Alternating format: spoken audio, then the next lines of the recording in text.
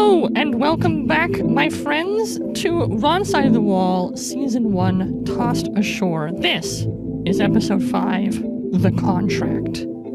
And I am so excited. This is the second last, well, assuming we all don't all die tonight, this is the second last episode of Tossed Ashore. We have a lot to see, lot to do. I'm very, very excited. The first thing we're going to do before we do anything else, Richard has been so gracious to make a recording of the recap. So we're going to go ahead and play that, and we'll take it from there.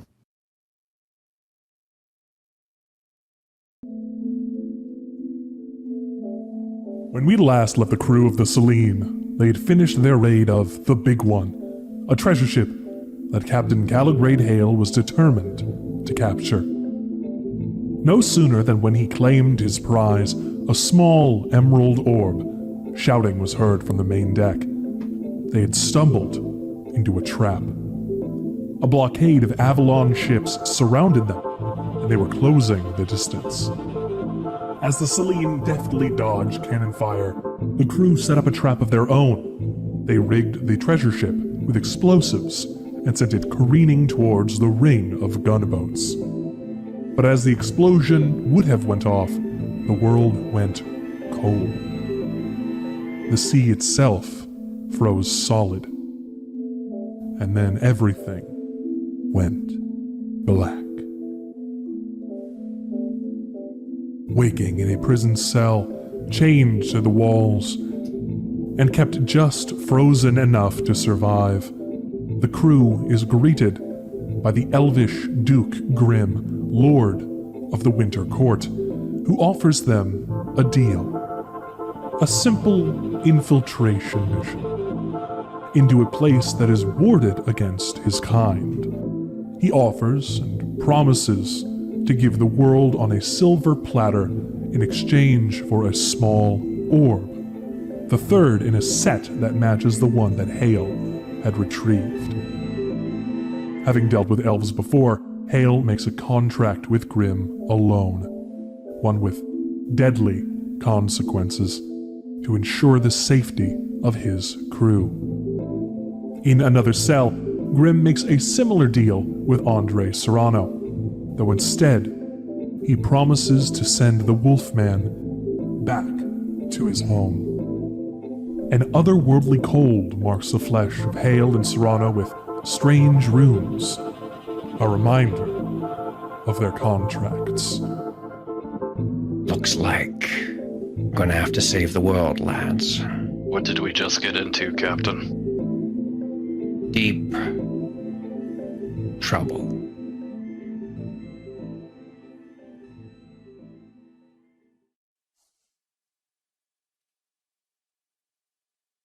You're muted, Nathaniel.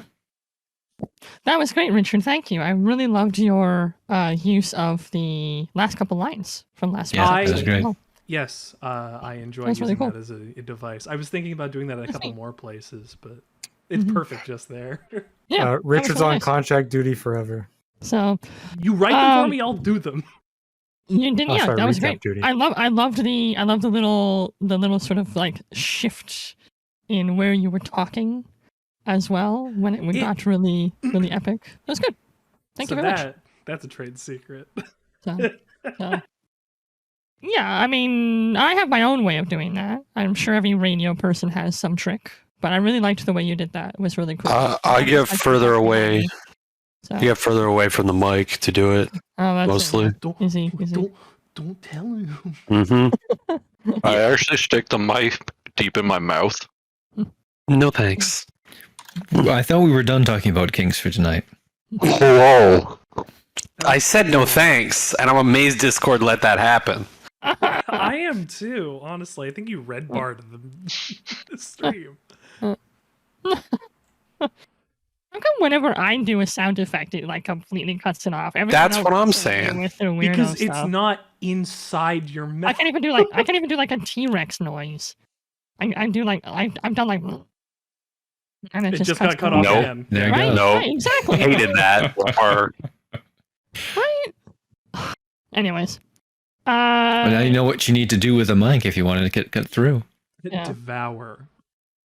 Maybe Deep in your throat. Eat the mic. maybe Discord's not like that. Maybe Nathaniel's just so good at miming. So He gets I'm a throwing my copyright voice. strike. Instantaneously, the universe is copyright striking me. That's how accurate it is. Jesus, It's, that's it's impressive. it's like when you want to play music for a stream, but you don't want it to hit the VOD. You just uncheck the little thing that lets it do that. Anyways, okay. So, thank you so much, Richard, for the recap. So let us set the scene once again. We've time skipped a little bit from our conversation in the cell. We're outside the cell now, right? Yeah, outside the cell. Avalon soldiers have come. They've brought you back your clothes that you were wearing when you got captured. They've kind of like tossed them in. They've given all of you like a jug of like dirty water, which you probably haven't drank if you were smart. A hard biscuit or something. And like I said, your clothes back. What Grim, about our weapons? Grim has promised that your effects and whatnot are on the Selene waiting for you. And once all of you are dressed, a few guards are standing in the hallway ready to escort you back to the dock to your ship. Where's Serrano? Serrano, after the four of you exit your cell, Serrano comes out of another cell further down the hallway, and now visible in the hallway's light.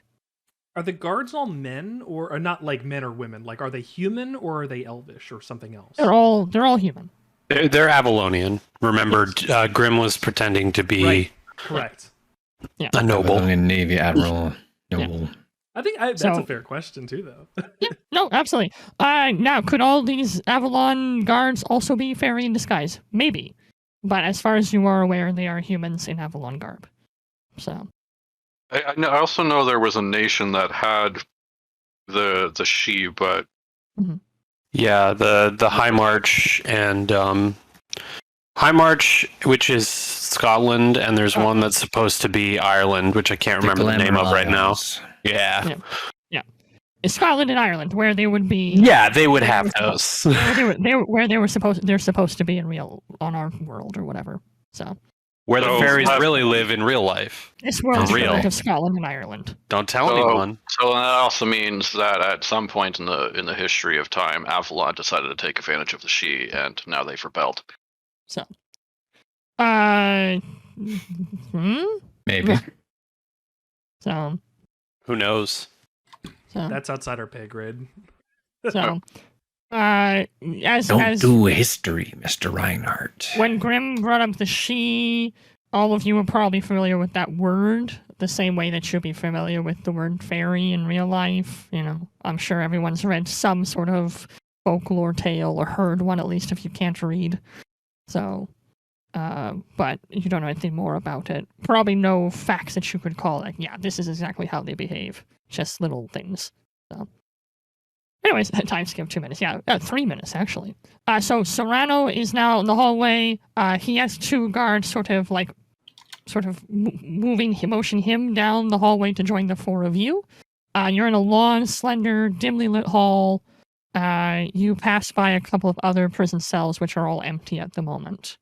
And assuming none of you say or do anything else, the guards silently lead you down this hall, down a couple of winding paths towards the docks. So, How does Serrano look? how does Serrano look? Once Serrano has joined the group, despite other than the can I ask, actually, before I answer that question, can I ask you, Christian? They offer Serrano garbs to dress as well. Have you covered up your chest? Because assumably you're in human form right now. Most likely, yes. Okay. In that case, then you guys do not see the runes on his chest then.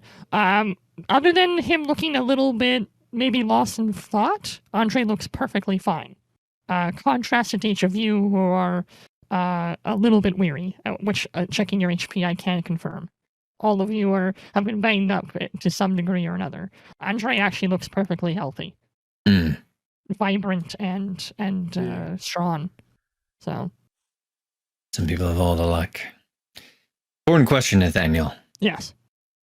Are the guards keeping their weapons trained on us at all times?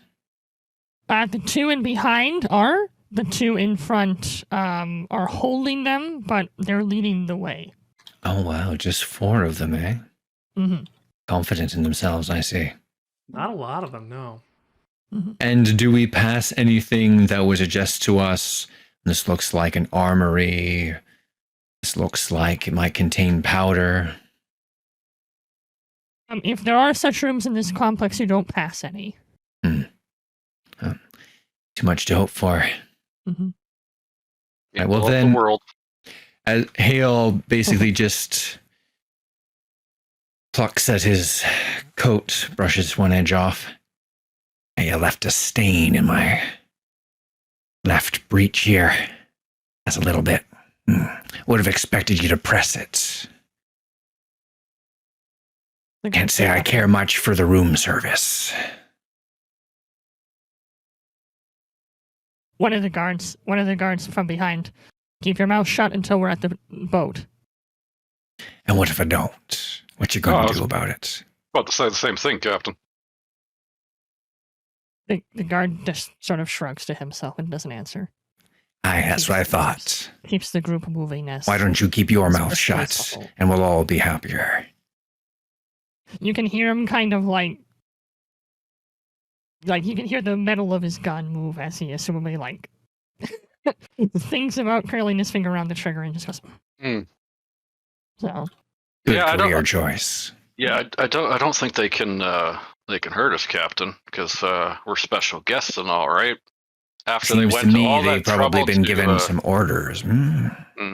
After all that time and effort to try and catch us, they just got to let us go again. Has got to gal them. Wonder what their names are. Like, I'm pretty sure there's a Smith. Anybody a Smith here? The guards say nothing and continue to try to prod you to move down the hallway. Oh, maybe they're all Smiths. Maybe they're just brothers. Are you like brothers from another mother, but like the same mother? Like, are you saying all Avalonians are related? I don't know. I did hear a lot of incest in the past, so Don't want to know about your family history. Didn't ask.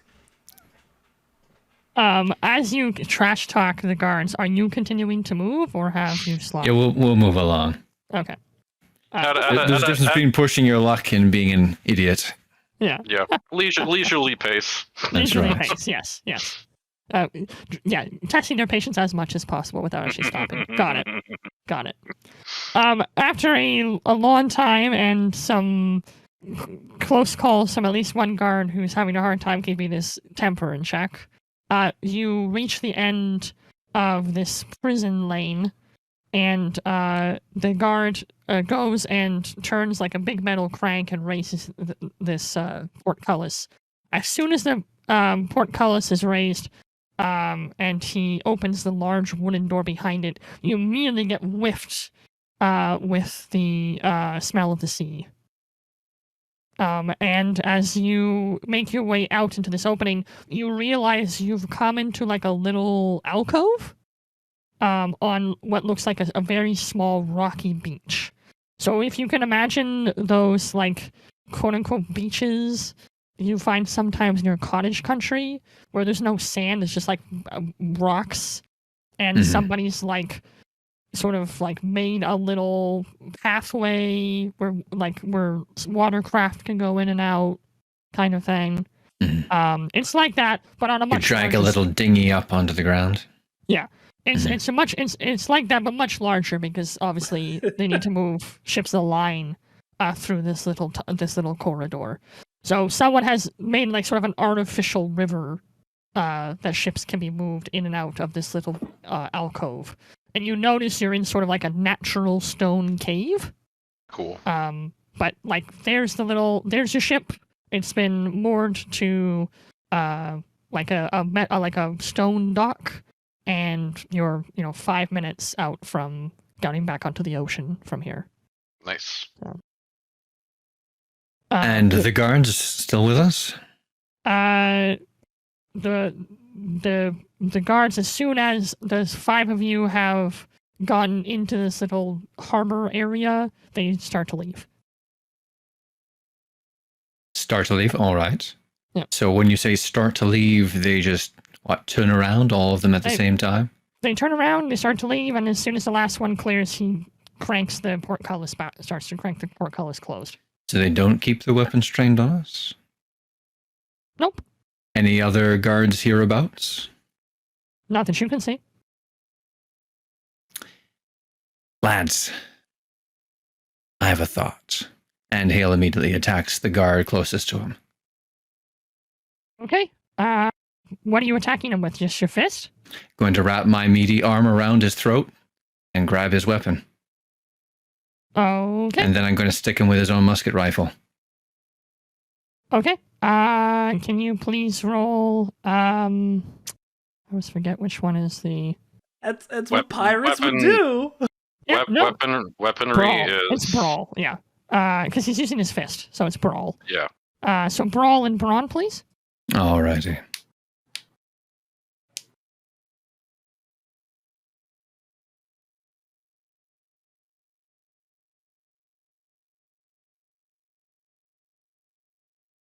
But we're not on a ship.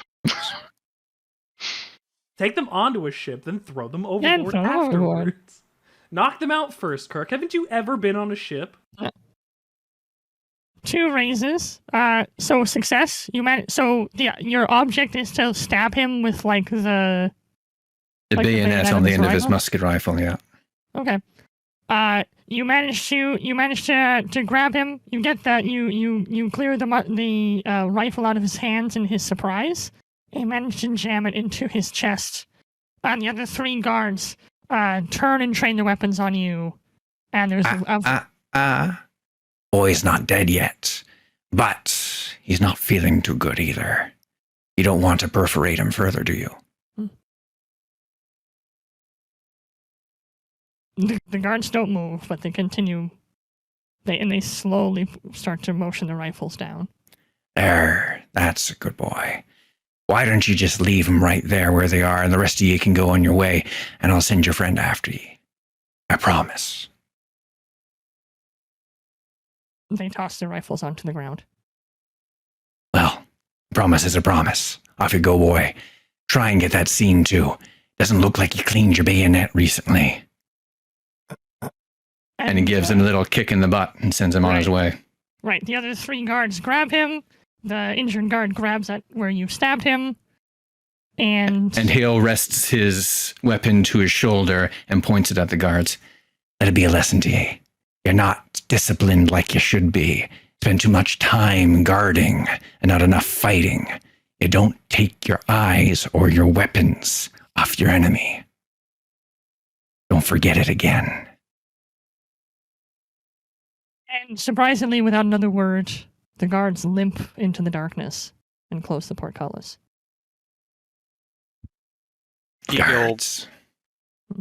Eagle walks over and picks up the 3 bayonets on the sand just in one hand and passes them out amongst the rest. Just in case, lads. Always best to be prepared. I think it's probably in our best interest to see what we can find amidst the town. Maybe grab a drink. The Selene will be waiting for us when we get back. Lads, we're in a sticky place. A rough spot. Don't besnake it. But if that twisty, dried-up, double-dealing son of a fairy bitch thinks he can tell the crew of the Selene what to do, he's in for a surprise. We'll talk more when the walls have less ears. Let's go. Captain, did you just teach those guards a lesson? Well, I used to be a military man. Yeah, I know. You've told me about that, but damn, for free? Shit. Sometimes my better nature gets the best of me. Captain, that wasn't for free. You gave that man a new hole. Well said, Doctor. Let's be off. Okay, so I heard talk of the town, then. Are you not getting on the Selene? And instead going around the cavern to see what else is out here? Yeah, Yep. not just yet. Needs to get a sense out of the cavern and into the tavern. yeah, what kind of little port town we're in. Try and get a sense of the land, and we also need to find out what's going on in the wider world, because Hale has just realized that he's been disconnected from Avalon so long that some completely random person has managed to sneak his way into the aristocracy and take control of the Navy. Interesting. Okay, awesome. So let me describe what you see as you sort of make your way around the corner of the little alcove onto the ground, and then we'll probably do some kind of abstraction of like a carouse roll or something, depending on how people go about it. A carouse roll. Is that what it's called? Cruise? Is it cruise? Carouse? No, carouse is Carouse. good. Yeah. Carouse is fine, right? Okay. I Whatever have it looks no like. idea what you're talking about. You know, where you go about the town and drink. All and getting party. drunk. Yeah. Having a Carousing. boys' night. Anyways, so as you come out from the little alcove, so like I said, you're in sort of like a big, like sort of man-made cave, large enough to hold a ship of the line, although with the sails down. And as you sort of climb up and around the cave, you find that you're on sort of a large sort of mountainous, sort of hilly area. You can see now that you can now see the tops of what you assumed to be the prison building that you were just in. There's a large fenced area of large, tall, very gray stone towers.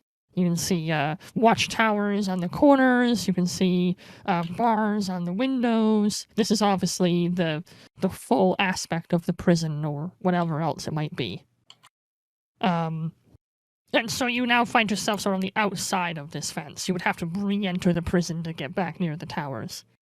At the end, you find as you continue walking that the prison, which makes sense, is up on a huge, large hill, some distance away from what you assume to be a town at the bottom of the hill.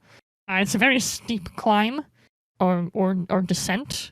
This would be like one of those steep hills where you kind of have to like sort of jog down to prevent yourself from like falling and rolling. Oh, like the cheese race. So, and at the bottom you can see like a little harbor port town.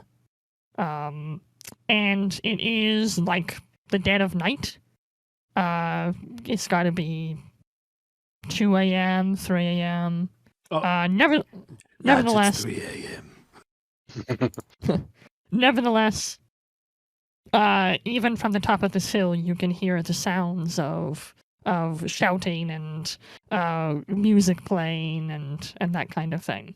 So, a city that never sleeps, obviously. New York? And from the looks of the wear and tear of the buildings, also not one frequented by, let's say, men of good standing. Right. So, Are they all Not sitting? nice. They're men of bad sitting as well. Yes. Yeah, they don't sit straight. They all have really bad lower back problems. So not to say, of course, that you guys are not classy gentlemen, but this would be a town suited for you.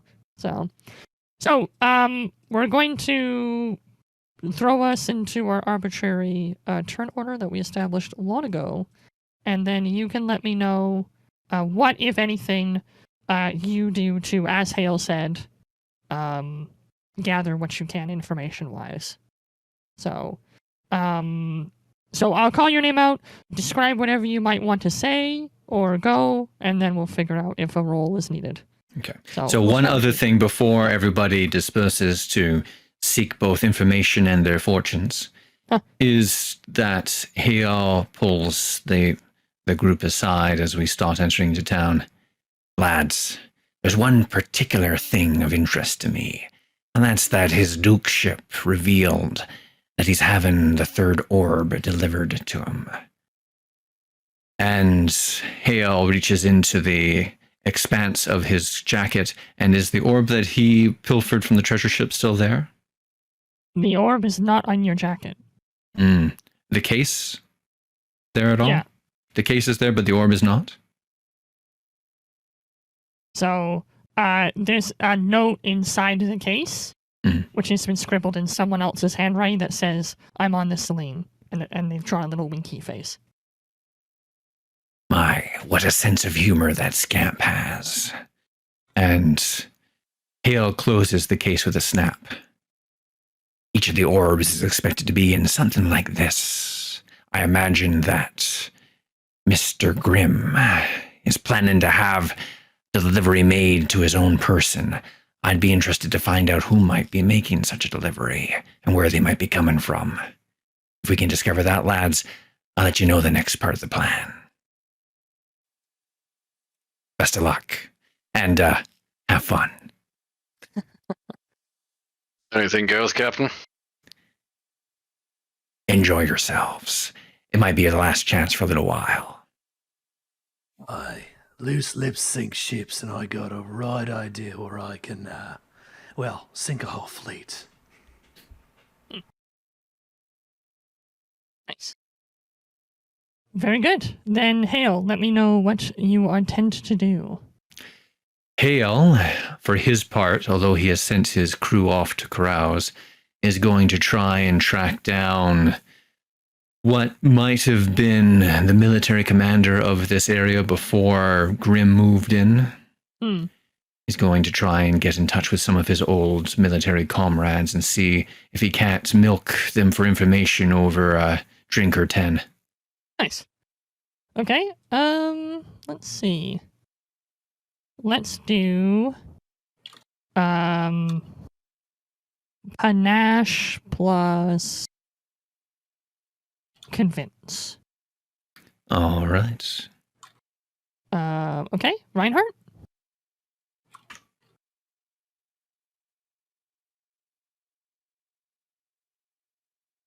I'm having a hard time thinking what Reinhardt would do. Want me to come back to you?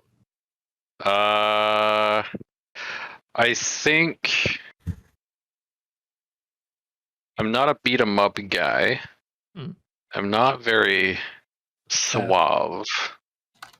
I am fast though. You're Just fast? saying. I am. Wait, First he's I've heard of fast? it. Not my legs, but my hands. I have fast hands.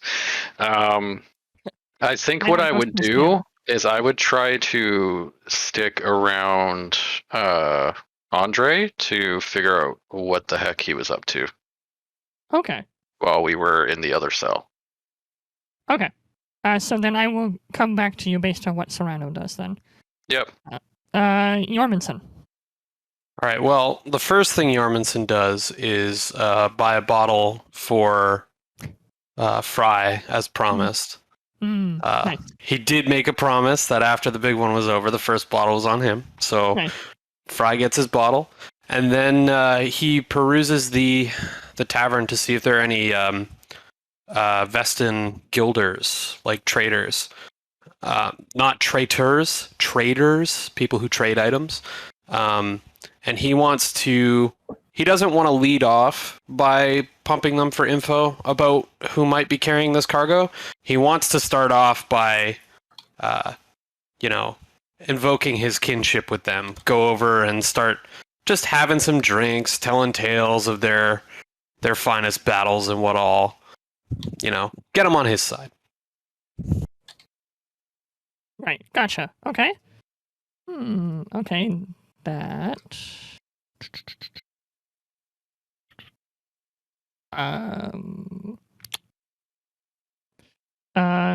Panache and empathy? I can do this. Okay. It's not going to be pretty, but I can do it. Fry?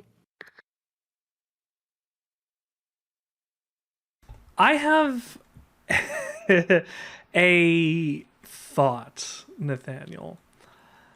Okay. I have an advantage called connection. Okay. With hold on, let me see if I can play it. Did it play? It did play twice. This is through medicines. I would love. Hold on. Here's my thought. Okay. This thing is a high value target. a potentially high value item that needs 100% to get like at least the one that the captain is looking for that is being shipped in. It's a high value target, so that means it needs high security, which also means it might need a high level of discretion. Maybe smuggling. Who would know anything about smuggling? Maybe some drug smugglers might have an idea. Go over to a local, I don't know, opium den, and see if you can meet anybody who maybe might kind of speak mess. to a friend. Right. Gotcha. I've already got a bottle bought. I have a little extra money to buy something for somebody else. Wait a minute. Fresh is trying to score right now. He also has been sober for, how long has it been, Nathaniel? I have time sense. 2 days? Oh my god, that's I said it in chat. That's an eon in Fry's time. Infinity in dog years, so he also needs a hit himself. So there you go. Okay, excellent. Okay. Well, because you have the advantage, I will let you use I'm gonna have you use panache, but I'll do panache plus scholarship. I can do that.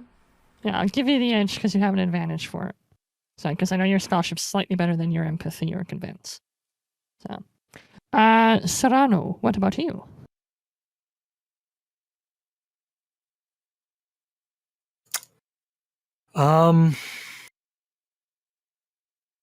Andre doesn't know anything about this world. Mm-hmm. He sticks to Hale like glue. But Hale goes off his own way early on. But Reinhardt said that he was going to be trying to pump you for information, so maybe the two of you end up together. That is true. Mm. That is true. There it is. Let the fan fiction begin. No. Then, okay. Well, then not knowing where to go, I'm sure the two of them are left to sort of chat. Mm-hmm. Okay. Yeah. Okay, excellent. So then what I will do is I will have my other three gentlemen make their rolls, and then I will give Serrano and Reinhardt a chance to chat. Yeah, I was kind of hoping to do it while kind of walking around town. Yeah. Understood. So the only thing I could think of is if I saw somebody that was like, oh my god, they look like they're ready to duel, then I would probably try and duel somebody. Right. So hot. Duel? Don't forget your dramatic wound bonuses, boys. Yeah. Here it comes. Ooh. 44, 23, 39. Now, Nathaniel, I will gladly. No, I'm kidding. Can we give him a pity point? I would gladly Chris take wasn't you in before. Bonus today. No, I'm not doing that. Yeah, Fry's okay. a take it or leave it kind of man. Okay. So I'm gonna let Andre and Reinhardt have a bit of a chat as they walk around, and then we'll take it from there, and then I will resolve the roles in kind. So the other three have boogalooed off to their quarters, and at this point, Reinhardt is like you said with Serrano, and the two of them assumably are now making their way into the town as well, or whatever. Glued.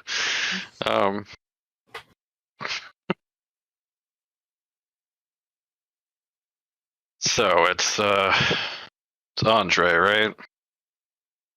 Oh my god, we've spoken so many times at this point. I know, but I've never actually called you by your first name. Guess that's probably true.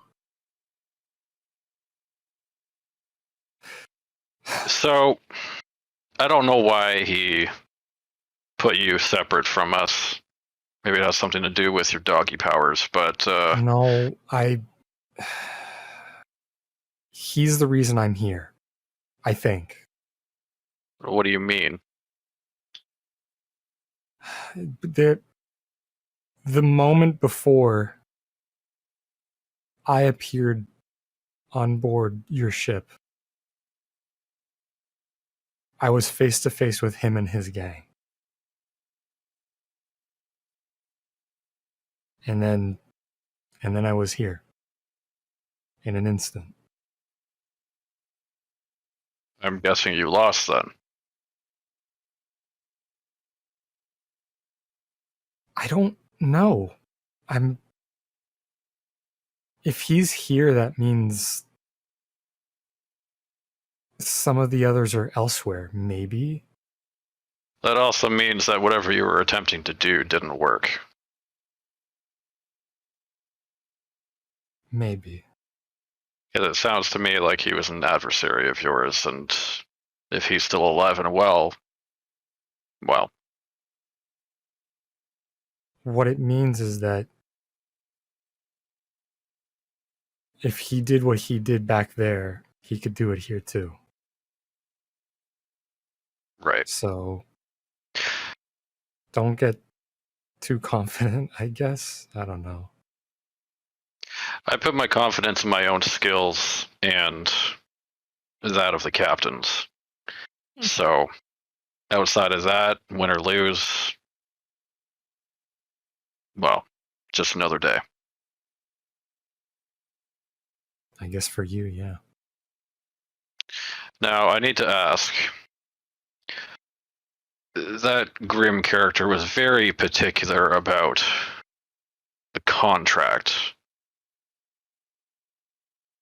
Apparently the captain knows something about this, but I don't know.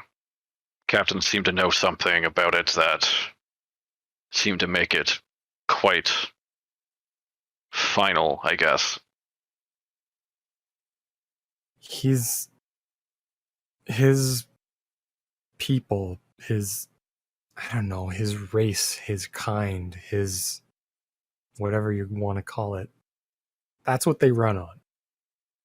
They make deals, and if you make a deal with them, it's soul binding. Whatever you've dealt with, whatever you've chosen is it's your fate, I guess. I don't know. But I see. I'm already basically dead here, so why not? Why not make a deal? So you made a deal. What am I going to do? Just stay in that cell and wait until everything ends? You can live. Trust me, I know what they do. It's not living. And look, I don't know where you came from. I don't know what your deal was, but if I got separated from the captain of the crew, I wouldn't just give up and jump overboard to Davy's locker. No, I would continue living, make sure I could at least survive for another day. I wouldn't go making contracts to people that would bind my soul to them.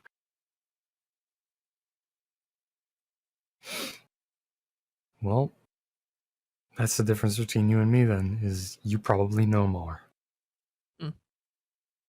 What exactly did you agree to?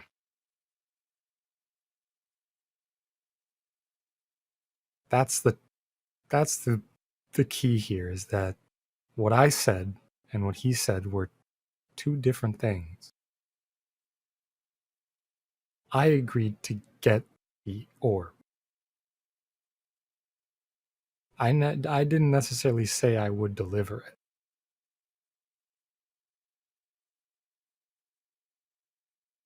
And So, what did he offer in exchange?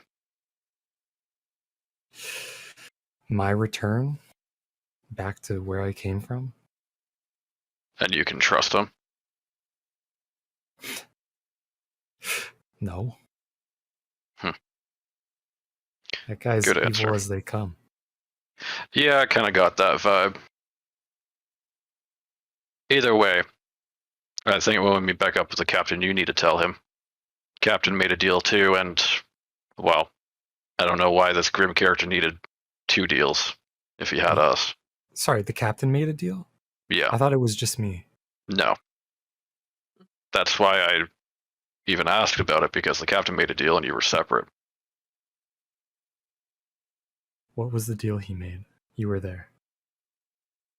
Same thing. Retrieve the orb. In exchange, we get everything. Did he say that he was going to get the orb and hand it over? I don't remember the specifics.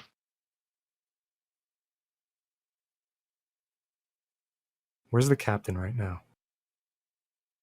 He's probably doing some captain thing, wandering, trying to find, I don't know. He usually tries to find the highest value target in the area. Either coerce them or take them out. He's a smart guy, right? He's thinking 2 steps ahead. I hope so.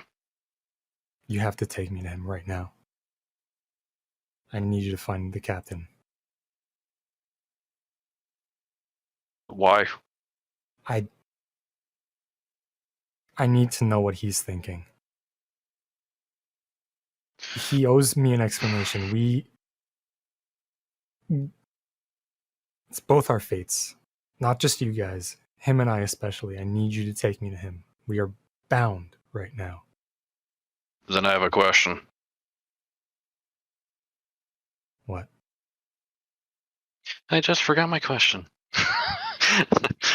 I had it and then it went poof. Wait, actually? Yeah. Kirk. Yeah, that wasn't in character. Stop reading chat while you're role playing. I wasn't reading chat. I was thinking of it, and then it went poof, and it disappeared. What was the question? How about you two think about it over a drink? Oh, yeah. I don't know, Andre. I just kind of lost the question there for a sec, but do we have any chance against this guy? God, no. Well, Are these Maybe. contracts bendable? depending on how you make them.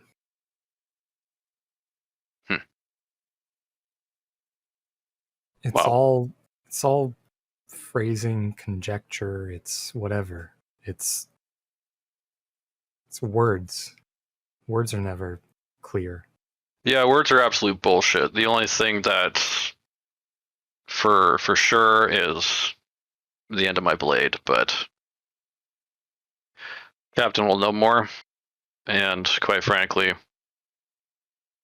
yeah, he must be thinking something to have agreed to that. He doesn't normally do that so haphazardly. So you'll take me to him? You'll We'll help have me to find him. Yeah. Okay. Let's go. But if we come across anything that looks like a good lead, we need to follow it along the way. If we come across something, sure. I don't know. I haven't been to this town. These all look like jackasses and idiots, but I'm not Who going to knows? be any help either. we might find somebody. Cool. Hale, you received 4 raises, or got 4 raises, I should say. Sure did. 1 goes towards success. The other 3. Okay. So, and this is basically going to be the offer I will give to everyone. Making There more are- deals, are you? Just there are don't two- burn anything into my chest hair, please. Yeah. There are 2 major consequences that each of you who have chosen to carouse will face. Number 1 is the physical limits of holy liquor and all of that, and Basha, we're pirates. demand on your physical time, like how much you can get through, where you can, how much area you can cover, that kind of thing. The second big thing, and probably the more dangerous one, is, well, the crew of the Selene are the most wanted crew in all of the 7 seas. So the longer you linger in one place, or in a town at all, the more likely someone who recognizes your mug will spot you and potentially call the authorities. So now they don't necessarily know. Now they're not going to know that you've struck a deal with the Avalon aristocrat and sort of have quasi immunity right now. Sure. But there's Besides also the no point. pictures of us So. Because photographs weren't a thing. Because No. Probably So pretty Thomas is accurate waiting to ask drawings. a question. Because There's- we're good at what we do. There's drawings though. There's sketches people will post The on really the walls bad and that kind of sketches, thing. and we all have evil No. mustaches. But they're sketches, so it would take someone. They'd have to bump right into you and see your face, and have to have also known the picture to even think about it. Indeed. So, the remaining raises you have, if you spend them all, you will actually you only need to spend 2 to get the info that you're looking for, or part of the info, anyways. You have 1 raise left over, so you can either avoid the physical ramifications, or you can avoid the potential of being spotted out by someone. Your choice. The physical ramifications of getting drunk, or the physical ramifications of spending a lot of time on it? Both. Or both? Okay. Or getting a Or- lot out of it? Or avoiding someone noticing you and be like, wait, isn't that Captain Hale? Can't say I've ever been worried about my infamy. It's really an asset in my line of work. Besides, I grabbed a musket rifle. So we're going to spend them all on dealing with the physical consequences such that I spend little time getting exactly what I need. Understood. And you don't feel the effects of the liquor whatsoever. It goes right through you. It's like soda pop. Unfortunately, it goes right through you, so you need to go to the bathroom. No. I was gonna say. All right. So. It's a terrible year to have to piss it all up against the wall. Okay. Let's just act this out really quickly. So you have a couple of military chums you've gone. You're on drink number 11 or something like that. That was a great one, Neil. Oh boy. Oh, that's probably almost done. Should probably get back. I suppose so. What are you saying about some kind of doohickey or something? That's right. And Hale pulls out the case from in his jacket and slaps it down onto the desk in front of them, Yeah. or the table between them. Yeah. Something like this, some fine woodwork, but it's really what's inside that I'm interested in. Understand there's a courier of some kind coming with something similar. Yeah, you don't say. You know what? We got a report like that just a couple of days ago. We're supposed to be letting through a caravan merchant or something. Is that right? Yeah. The aristocracy pulling strings again, eh? Trying to smuggle something past ye. They're supposed to be meeting up north. North, you say? Don't remember the location, but I do remember the composition. It was a caravan and a light escort. I want to say there was 8 guys, cavalry, I think. They were keeping it really small. Whatever this item is, they don't want to draw a lot of attention. That would be something along the lines of what I was imagining. And I don't suppose you had an idea of when they'd be passing this way. Oh, here, have another. You're looking a little thirsty. I probably have to check the manifests again.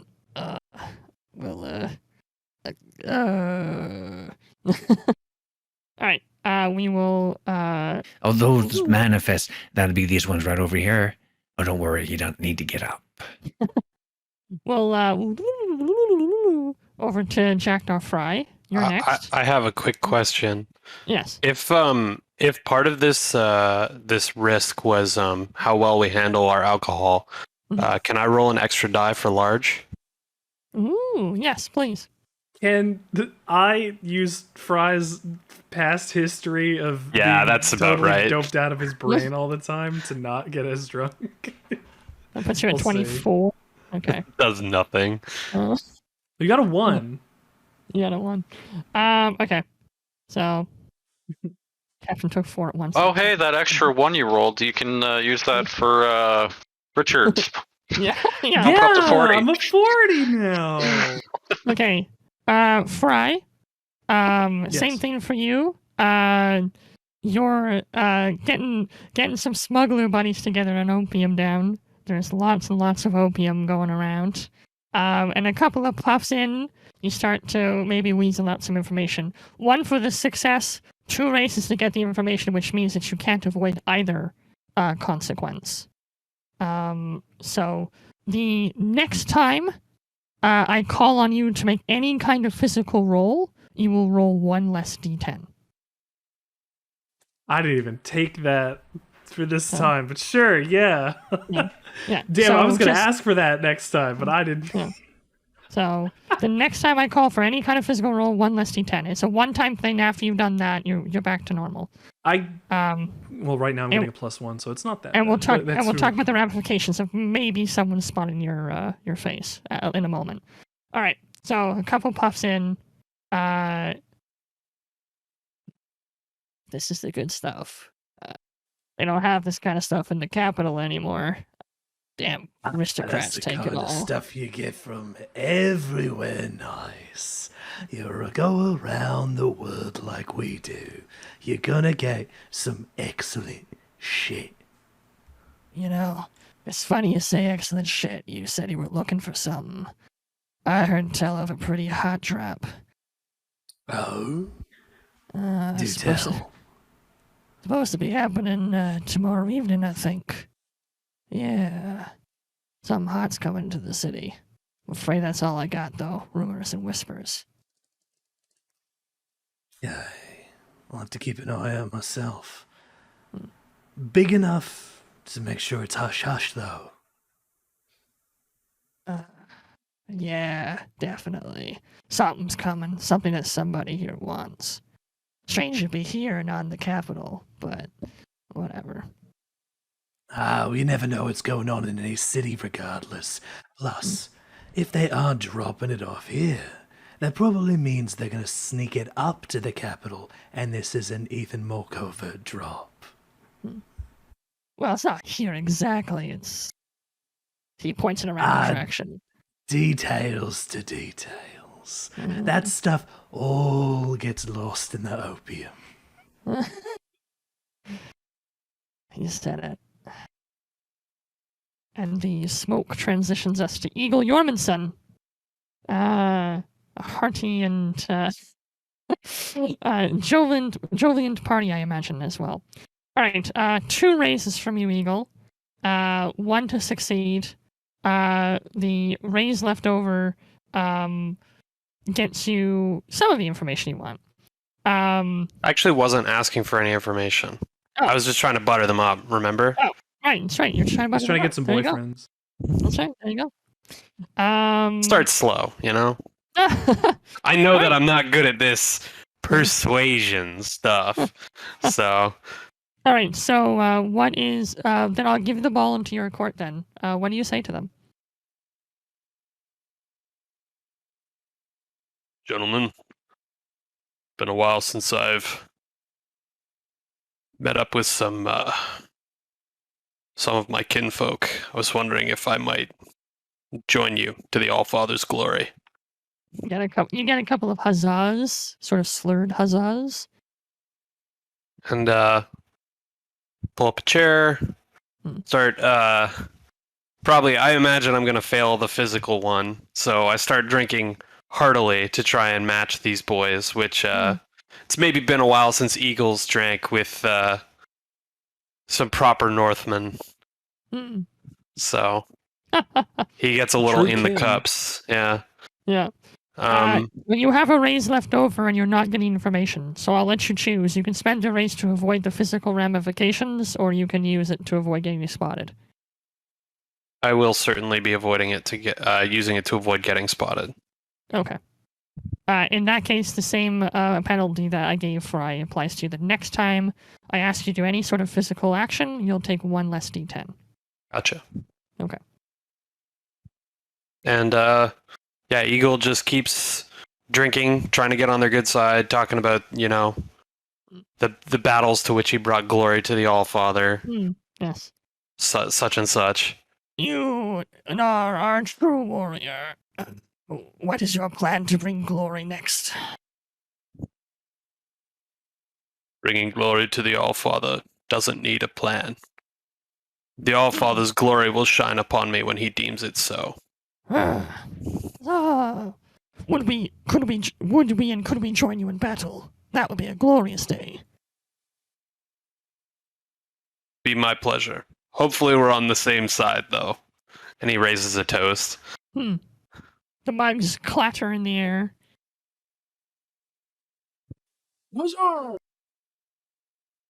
Oh, yeah, well, yeah. Yeah, you get all that. The eagle gets up on the table and starts dancing. No. Gets under the table. Different kind of drunk. And starts dancing? I don't think these tables are big enough for Eagle to get under them. No, probably not. Or on them, for that matter. No So, table is big enough for either way. So. Well, the All-Father's table might be one day. So, very good. All right. Let's zoom out a little bit. So now we come to Serrano and Reinhardt walking through the streets of the town. You see off in two different directions, Jackdaw Fry stumbling out of a room with way too much smoke. And Hale, keeping a study, but coming out from a bar or whatever, and you can see some other guys who are not holding the liquor as well, stumbling out from behind him and throwing up on the floor, just sort of wandering off and falling over, or whatever. And then a moment later, you see Eagle coming out of a different establishment with about half a dozen other Eagle lookalikes following behind him, and they're all kind of clasping each other's arms and singing a song horribly, horribly out of tune, terribly off time from each other. I get knocked down, I get up again. Oh my god. Yeah. And so as the five of you kind of not quite rendezvous, but at least Serrano and Reinhardt have spotted the other three in amongst the buildings, you hear simultaneously somebody call out, Isn't that the captain of the Selene? And then you hear down another hallway saying, Isn't that Fry? He's one of Hale's crew. There's a pretty anyhow for him. Okay, and the situation. Do either of us hear those people calling those things out? Yes, yeah, both of you obviously hear it. Am I able to try and shoot one of them before they say something? I'm just making. You don't have any weapons. Your weapons aren't with you, remember? No, we all have musket rifles. That's right, you have the musket rifles. I don't have musket rifles. So. No, there were 4 rifles. I assumed everyone grabbed one except for Andre. Wouldn't it make more sense that everyone would grab one but the pacifist? Oh, that makes sense. No, okay. To be fair, last time enough. I did go and load a pistol just in case somebody else needed one. So I guess I can just carry a musket. That was a pretty important step on the heist. I think one would likely have been shoved into Fry's hands, regardless of whether or not he was planning to do anything Probably. with He's it. like, what do I do with this? Yeah. Yeah. All right. So then, in that case, that's what I assumed. Everyone has one except for Andre. Then. All right. So Hale and Fry, you have obviously heard the cries in the streets, but I'm just making it clear that it's loud enough that Reinhardt and Serrano have also heard it. So, now these guys aren't military officials or something. They look what? Oops.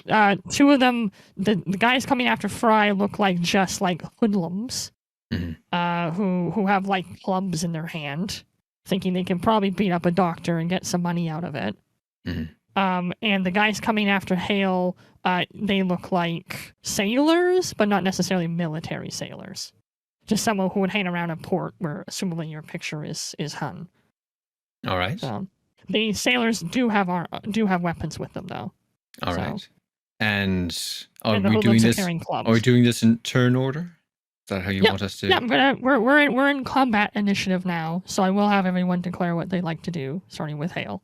All right. So there are four guys, as it were. Hale turns towards the individuals that are coming to approach him. Yeah. Ah, lads. So you recognized me. I recognize you, too. As likely lads looking for a career change. Thinking maybe that you'd like to actually get rich instead of getting run over for once. Oh, hold that thought for a moment. And Hale lifts the musket rifle to his shoulder and shoots one of the people coming for Fry. Ooh, okay. Interesting. Okay. So aim and finesse, please. Can do. Okay, Fry? Sorry, Reinhardt should be next. Reinhardt? Ooh. Do I shoot people or do I make a scene? You only get one. Unless I line them up. Could you please stand in a row so I can shoot you? Thanks, guys. How far away am I from everybody?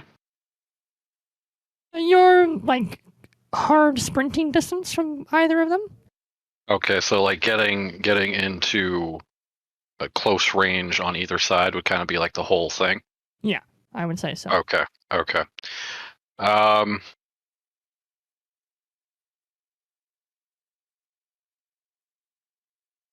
Yeah, I probably haven't heard the captain, so I would probably try and get as close as I can and be like, "Hey, mates, yeah, you picked the wrong guy. May want to look over here," and then I shoot one out. Okay. Okay, so aim and finesse then. Yep. Jormundsen?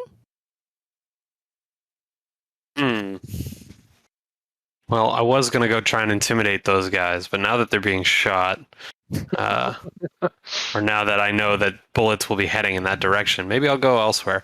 You know what? Seeing that Fry is being accosted, I will run over there and I will use the musket like a club to just club a guy down.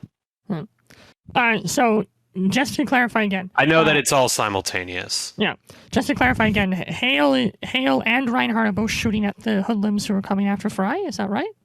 No, Hale is shooting at the ones at Fry. Yeah. Reinhardt is shooting at the ones that Hale is trying to because most other guys actually have weapons. Right. Yeah. Yeah. Well, the hoodlum guys have weapons, but they're like big pieces of lumber they picked up off the ground kind of thing. Yeah, no, I would go with the higher threat. Actually, you know what? Yeah, because it's all simultaneous, I'll do what I was originally going to do. Eagle's going to move over to the back of the four guys that are approaching Hale. There's 2 guys approaching Hale. There's 4 guys total. Oh, 4 guys total, 2 approaching Hale. Great. Yeah. He puts one giant hand on each of their shoulders and he goes, "Gentlemen, there's more than one way off this street. Perhaps you'd like to do the walking yourselves tonight." Okay. It is a long way over to those 2 guys, so we'll have to see how many races you get. Fair enough. So, Brawn intimidate, I assume? Yeah, brawn intimidate, please. Cool. Fry? Can I prepare an action? Yes, you can. So Fry is going to say, "Oh, looking for me, looking for my crew. That's absolutely fine. Look, I just stocked up on some nice stuff. Come on over here and we'll party." And if they come over, he's going to stab them with a needle and inject them with drugs. Oh, okay. Eliminating a man without killing him. You could probably do that with, a dose of regular stuff. Right. Okay. You're willing to give up some stuff? He just got stocked up. He was talking to those guys for a while, Kirk. Yeah. That's going to be scholarship plus finesse then. I like that. And then Serrano?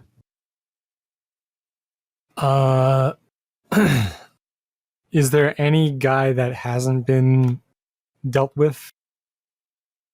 Or that Well, isn't- nobody's been dealt with because it's all simultaneous. Right, Yeah, okay. and we were looking for Hale. That's Yeah. true. Yeah. If there's a guy that's going straight for Hale, Andre's going to run to him too and try to just lunge, transforming into half werewolf. Ooh. Interesting. Okay. You are fast enough that you can make it this round regardless of how many races you make. But, of course, if someone sees you shift, that'll bring its own consequences. Whoops.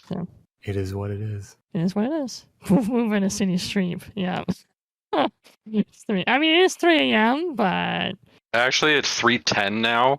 Yeah, it's true. Everyone's out actually, now. yeah, Nathaniel, Plus time us. sense. What time is it?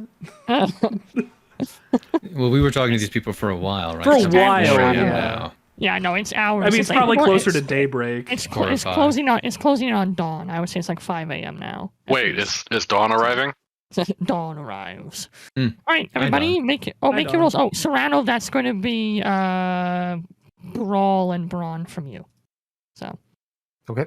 all right, everyone, make your rolls, please. 56, 39 again? Your magic number, Rich. I'm so sorry. If I got one more die, Nathaniel, I Yeah. would have gotten a 40. Yeah. Oh, but you have an extra one from Eagle. I mean, Oh. if Eagle wants to spend a So- hero point to help me, he can. However, Not so. I can't. I'll stop now. 45 and 58. Cool. Wow. All right, so What a roll. I should have saved that roll. Holy Oh. shit.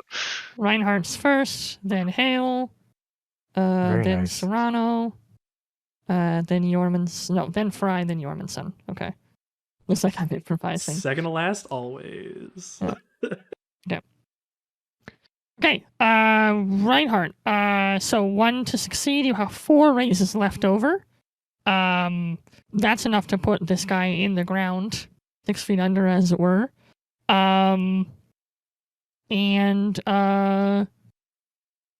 You can spend.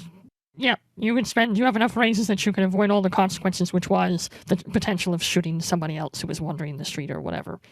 2 raises to avoid hitting someone else in the process, and the remaining 2 raises you can use to avoid any damage coming your way. So you shoot the guy between the eyes and you get away scot-free. So. It's hard to do when these things are smoothbore. I was really hoping somebody else would go first. So, I'm like, oh, I might need to change my tactic here. so You one of just the straight up murder a dude. so one of the sailor guys is dead.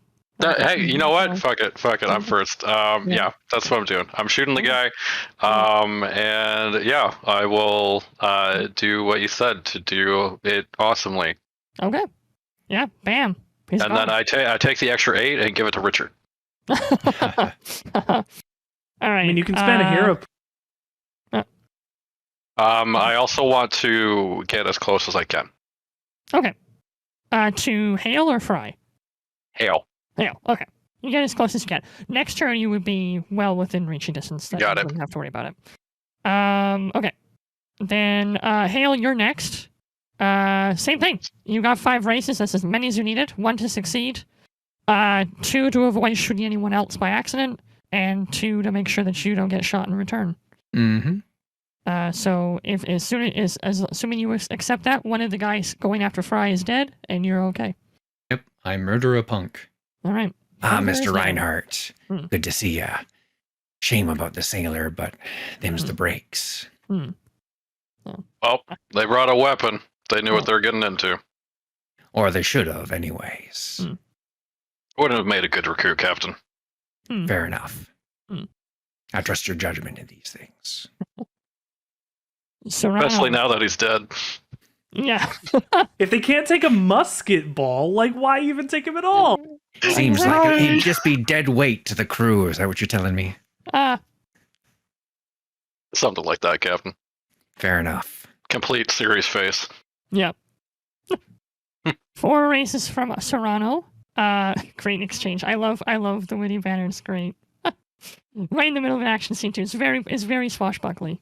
4 raises from Serrano. 1 to succeed, you have 3 raises left over. Not enough to get away totally scot-free. So you can still pursue the second guy coming after Hale, as you said. So it's the same 2 decisions. It's going to cost you 2 raises to get away without taking any damage. It's going to take 2 raises to get away without being very conspicuous. You only have enough races to do one or the other. I'll take the damage. Sorry, you're spending the races to be inconspicuous and take the damage? Is that what you mean? Exactly right. Exactly right. Okay. The sailor manages to get off a panic shot into your torso before you punt him to the ground. He's not getting back up. And you manage to dart into an alleyway before anyone else really manages to get a good look at you. So, Okay. Take 3 wounds from the point blank shot. I think I will. Mr. Serrano, bad luck there. At least you're fast. He's fast. Wait, no one told me that. Am It's I? the first I've heard of. Okay, and Fry, the last guy, starts to approach you with the club. So, assumably you go to stick him. Again, you have 1 to succeed. You have 2 raises left over. Not enough to get both done. So, same options. You can spend 2 raises to avoid him clubbing you back before he goes down. Or you can spend 2 raises to stay sort of like, avoid... No, the other one's to avoid collateral. So, whatever that might look like. Up to you. Isn't collateral your middle name?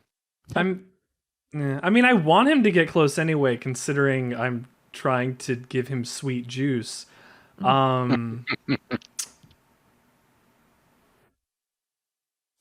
Avoid damage or avoid collateral? I want to avoid damage. I think collateral in this situation might be interesting. Okay. Very good. So you managed to stick him, and in his surprise, he throws the club in the air, and it manages to hit a lantern, which was hanging in the streets. The lantern falls and lights a bale of hay on fire, which then starts to spread to other things down the street. Oh, look, see, Captain, this is what happens when we fight guys on drugs. Actually, if I have any say, my improvisation is going to stop this. Yeah. You have the chance to improvise, Jormungson. You have not acted yet. We're on the docks, yeah? You're in a port town right now. You're kind of in or near the docks? Yeah, you're near the docks. Yeah. There's water nearby? These are inns and such that would be closest to where the boats would land, kind of thing. I want to improvise by rolling the flaming bale of hay into the water. Okay. Let's see. Is it a round bale or a square bale? It's a square bale. I throw it in the water. Okay. You have 3 raises, 1 to succeed, an extra 1 to improvise, so you have 1 raise left over. So I'll because it's a slightly different action, I'll let you choose. You can spend that raise to avoid getting nicked by the flames as you do so, or you can spend a raise to make sure that nobody else gets hurt by the flames as you toss it. Who's in the way? Everybody. Fry mostly. Actually, can I don't want to impose on this. I have a hubris. I receive hero. This is the only way that I can get hero points when I refuse an offer of aid. For example, I want the fire to burn, and I will tell you not to worry about it and to leave in order to try and get a hero point here. Eagle starts out of the bar. He's stumbling, a little drunk, towards his hay bale. You see him getting ready to hoist it. Stop me. Hey, Eagle, just leave it. Receive a hero point when you remove heroes. But why? Look, it'll burn itself. That removes all the evidence. It's fine. throwing it in the water would also remove all evidence. And then they'd be able to follow us. Fry is a little out of his mind at this second. All right, Ego looks around and tries to see. Is there like? Okay, he doesn't throw it in the water, but he moves it off of any buildings so it doesn't catch any other buildings on fire. Okay. Richard's hubris is only the refusal of aid, so Richard still gets his hero point, and you could still Cool. choose to throw it in the water anyways. You don't have to not actually help him. You just have Yeah. he just has to refuse your help. Yeah. But whether you choose to help him or not is still up to you. No, I think Drunken Eagle kind of thinks it's funny. He'll Okay. just put it like in the middle of the street where nothing else can catch Exactly. fire. Fair enough. But that's where they were putting all the flammable stuff today. Oh no! That was the TNT shop. The fireworks no. festival. The fireworks festival. No. The lantern oil pool. Eagle runs to the next highway exit and throws it in a cargo container. Oh no! The Not the Burlington cargo- Fireworks shop. Ah. Not the cargo container with all the ammunition in Yeah. it. Yeah. Anyways, so the whole town burns to the ground, and that's the end of the campaign. No. Yes, we win, guys. We did it. We found our solved way it. out. Done. High fives. Finished. You managed to break the deal. Easy. If we die, there's no deal. Yeah. Yeah. Season 2 is all about the new characters going into Hades to get you back. Well. That sounds awesome, actually. Is it a roguelike? Anyways. Hmm. So that's what happens at the end of the round. The hoodlums are dead. The immediate threats are gone. However, there is fire. So you guys might want to go somewhere else so that people don't suddenly see the fire. And Well, then how else do you see you- without fire? Eagle turns to the rest of the drunken Vestin and goes, a pyre for the All-Father! And they all Right. come And then I make a scream in the distance. Oh my God! There's a fire! Fire! Everybody over there! Like over that way, not near us. Over that way. that completely was. Oh, I'm gonna. That worked. I don't know where that voice came from, but I want to draw it towards the fire. All right. You Like I had said, me completely fooled, Mr. Reinhardt. yeah. Yo, I love fires! Bro, did you Hopefully hear that there was people- a fire down the street? Hopefully, people would run to it and try and put it out. But they Yes, hang out with you. absolutely. But like I said, you guys probably need to fade now, or you will attract even more attention. So, but I won't assume anything until you tell me that you start to move somewhere else. Lads, let's go seek out some accommodations, shall we? Somewhere where it's not all on fire. Captain, I did save you something. And he pulls out the bottle that has like a couple sips of it left and hands it over to the captain. Your share, sir. How generous. I'll never forget it, Dr. Fry. Very nice. Anytime. Okay. So we'll time skip a little bit. You guys have found an inn, not on fire, and far away enough from the edge of the water there to stay inconspicuous. And at some point, as you're sleeping it off, as it were, you exchange information that you managed to grab. So Hale reveals the composition of the caravan. Fry reveals the general... Tomorrow nightitude of it. yeah, tomorrow night in the general kind of area that is supposed to be happening in. All right. So, I allow all my men a few hours of sleep, and then I wake them up and kick them out of bed, and round them up around the table of whatever inn we found here. Make sure that the innkeeper has well understood that he'd better keep everybody else away from this table, unless he'd like to have to do a very in-depth cleanup job of his inn. right. Lads, try and help yourself to some eggs. I understand there's some bacon on the way. Isn't that right, innkeeper? Yes, of course. Right away, right away. That's what I thought. And some ale as well. Of course. Two per man. That's a good start. Lads, here's the thing. We all have a pretty good idea now that we've put our puzzle pieces together as to just where this next little bauble is going to show.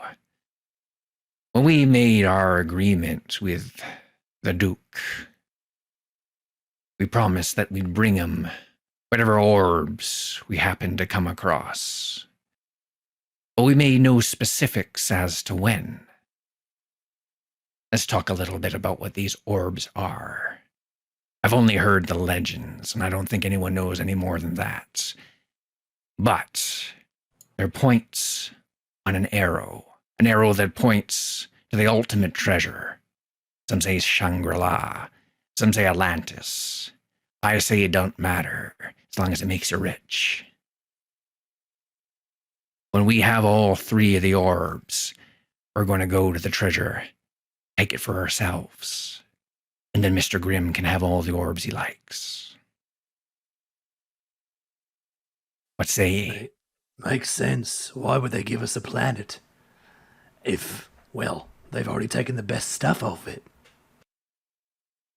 I don't know what Mr. Grimm's plan is, but I think he's offering us things that he can't provide. You can make promises and not keep them if you say that you'll do what you can. Well, in that regard, Captain, I think he also doesn't have total faith in us either. Oh, I'm sure he's trying to play us real hard. We'll see which of us is the better player. No, I mean in that he also signed a deal with Andre here. And Hale raises an eyebrow, looks towards Serrano. Is that Andre- a fact? Andre sort of pulls the rag down and shows the mark left. Mm-hmm. Ah, interesting. Looks It's not like the we're, same mark, Mr. Serrano. How curious. but it still looks like we're bound. In a manner of speaking, you have been ever since you arrived. Maybe you didn't think that way, but your fate and ours is intertwined. How can you be sure about the treasure? Ah, Mr. Serrano, that's what we call a gambit, a gamble, a risk. Are you familiar with them? Not intimately. Well, here's your chance, then. On the one hand, the chance to be the fetched dogs of this twisted double-dealing fairy. On the other hand, the chance to be ungodly rich, wealthy beyond your dreams of avarice. And with that kind of wealth, well, you can buy a lot of help from some more cooperative fairy types, or some of the magic men I knew back in my day. Get yourself home in some other way. Or hell, perhaps once you've given them the orbs, Mr. Grimm will find himself bound by the words of his own contracts. Either way, you win. If the orbs end up being nothing at all, I mean, pass them on, look for the next big thing. Why even want them if they're nothing or if they just point to a treasure? Ah, that's the thing, Mr. Reinhardt, that makes me have all the more faith in them. This Duke wouldn't have gone through so much effort to try and wrangle us into doing his dirty work if the orbs didn't have some intrinsic value. After all, he could have turned us in, and that would be a fine feather in his cap. The terror of the seas, the bane of the Avalon Navy. Up there on the scaffold, that would have been something to crow about. But instead, he sets us loose, puts us back on the ocean. That tells me the treasure is real. But where's he sending us? If he can't walk in there himself, and he's not willing to send any of his own men, why are we got? We're not expendable, are we? To him. Well, Doctor, it might be part of that. And it might also be, if I dare say it, our competence. His men aren't exactly the sharpest knives in the drawer.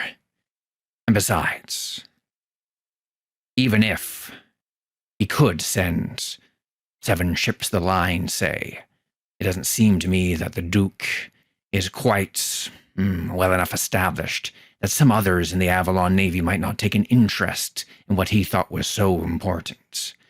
After all, isn't he getting this other bubble shipped to him by a tiny little caravan with just a few men guarding it? Seems to me he'd like to keep this all on the down low. And when you want to keep something secret, you hire mercenaries. Aye, not only that, but depending exactly where it is we're going, potentially sending 7 ships of the line to collect an orb might be an act of war. One which not even someone with the king's ear could get away with. Now you raise a good point, Mr. Jormanson. We don't fly any particular flag save our own, so we can go where we will. Captain, remind me exactly. Was your contract with him for every orb we find, or just specifically the one within the warded area? Well remembered, Mr. Jormanson. Just for the ones we're going to get. And, Serrano, what was your deal exactly? Did it pertain to all of the orbs you were going to get, or just the one within the warded area?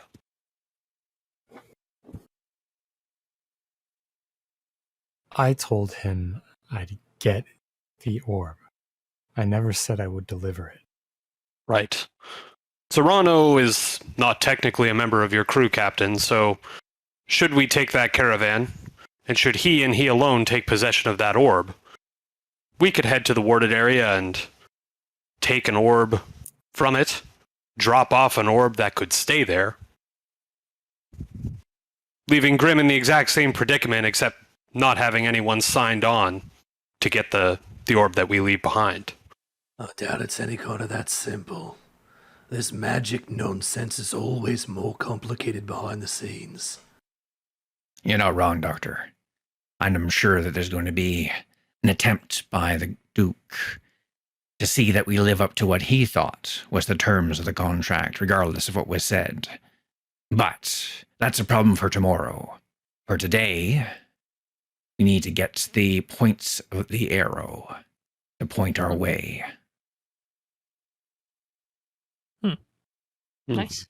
Very cool. Okay. Lads, let's get to it. Nice. Where's that? Montage.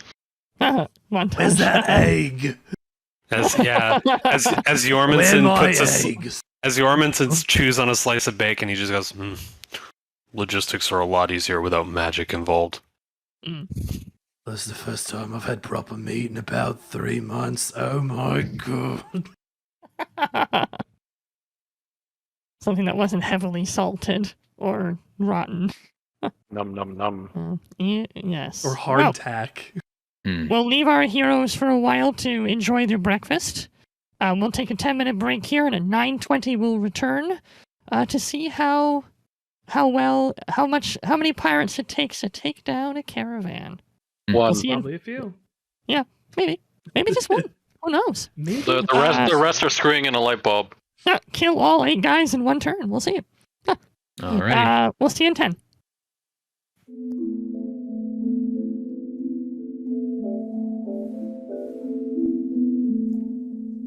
Excellent. Okay, and we are back. Let us And the rest of us, too.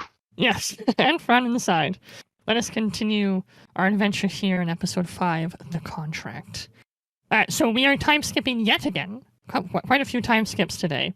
And you are setting up your plan to take down this caravan. You know exactly the when, you know vaguely the where, and you know how many people there are going to be.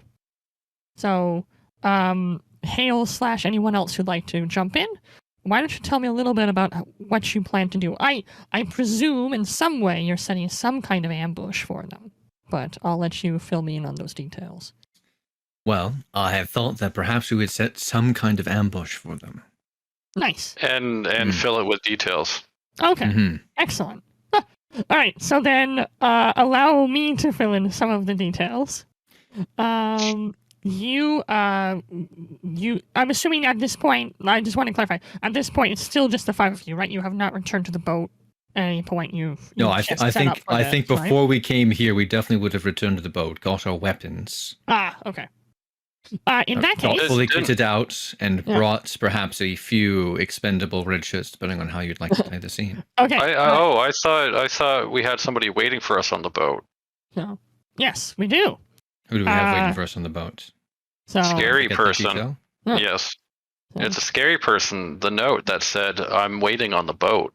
It was just an orb that was waiting for us on the boat. I thought it was the person with the orb that was going to terrify us. No, that's tomorrow. In that case, if you return to the ship, you does everyone return to the ship, or does Hale return to the ship? I think in that case we would have seen from a distance. Oh, okay. Someone is waiting for us on the ship. Let's not do that. We just would have bought some supplies in town and then headed off to do this dirty deed. The only people you see on the ship are the rest of the crew.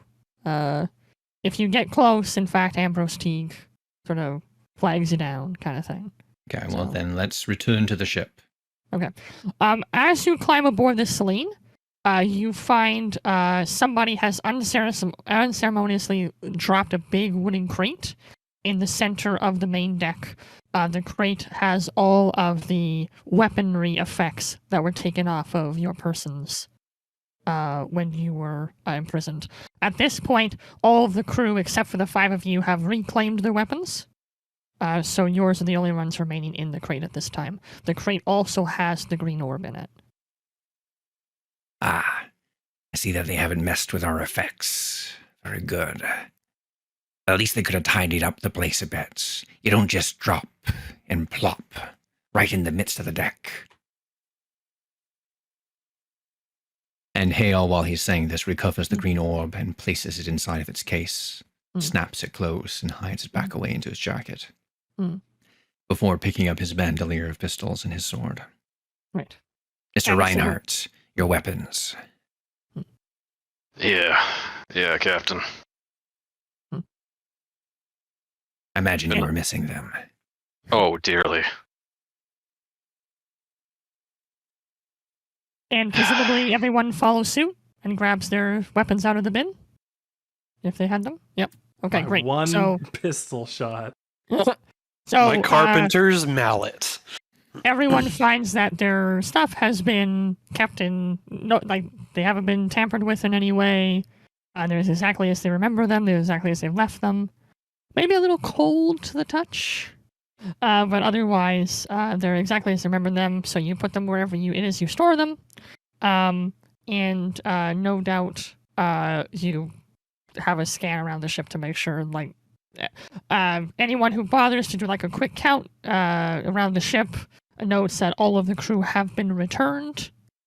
And your faithful carpenter has a status report for you, Hale, if you have the time for him. The Selene's looking. And Hale runs his hand down one of the rails. Beautiful. Just as I remember her. Mr. Teague, tell me, what work have you been up to? I don't like the thought of those Avalon scallywags messing about my ship, but they did the repairs right enough.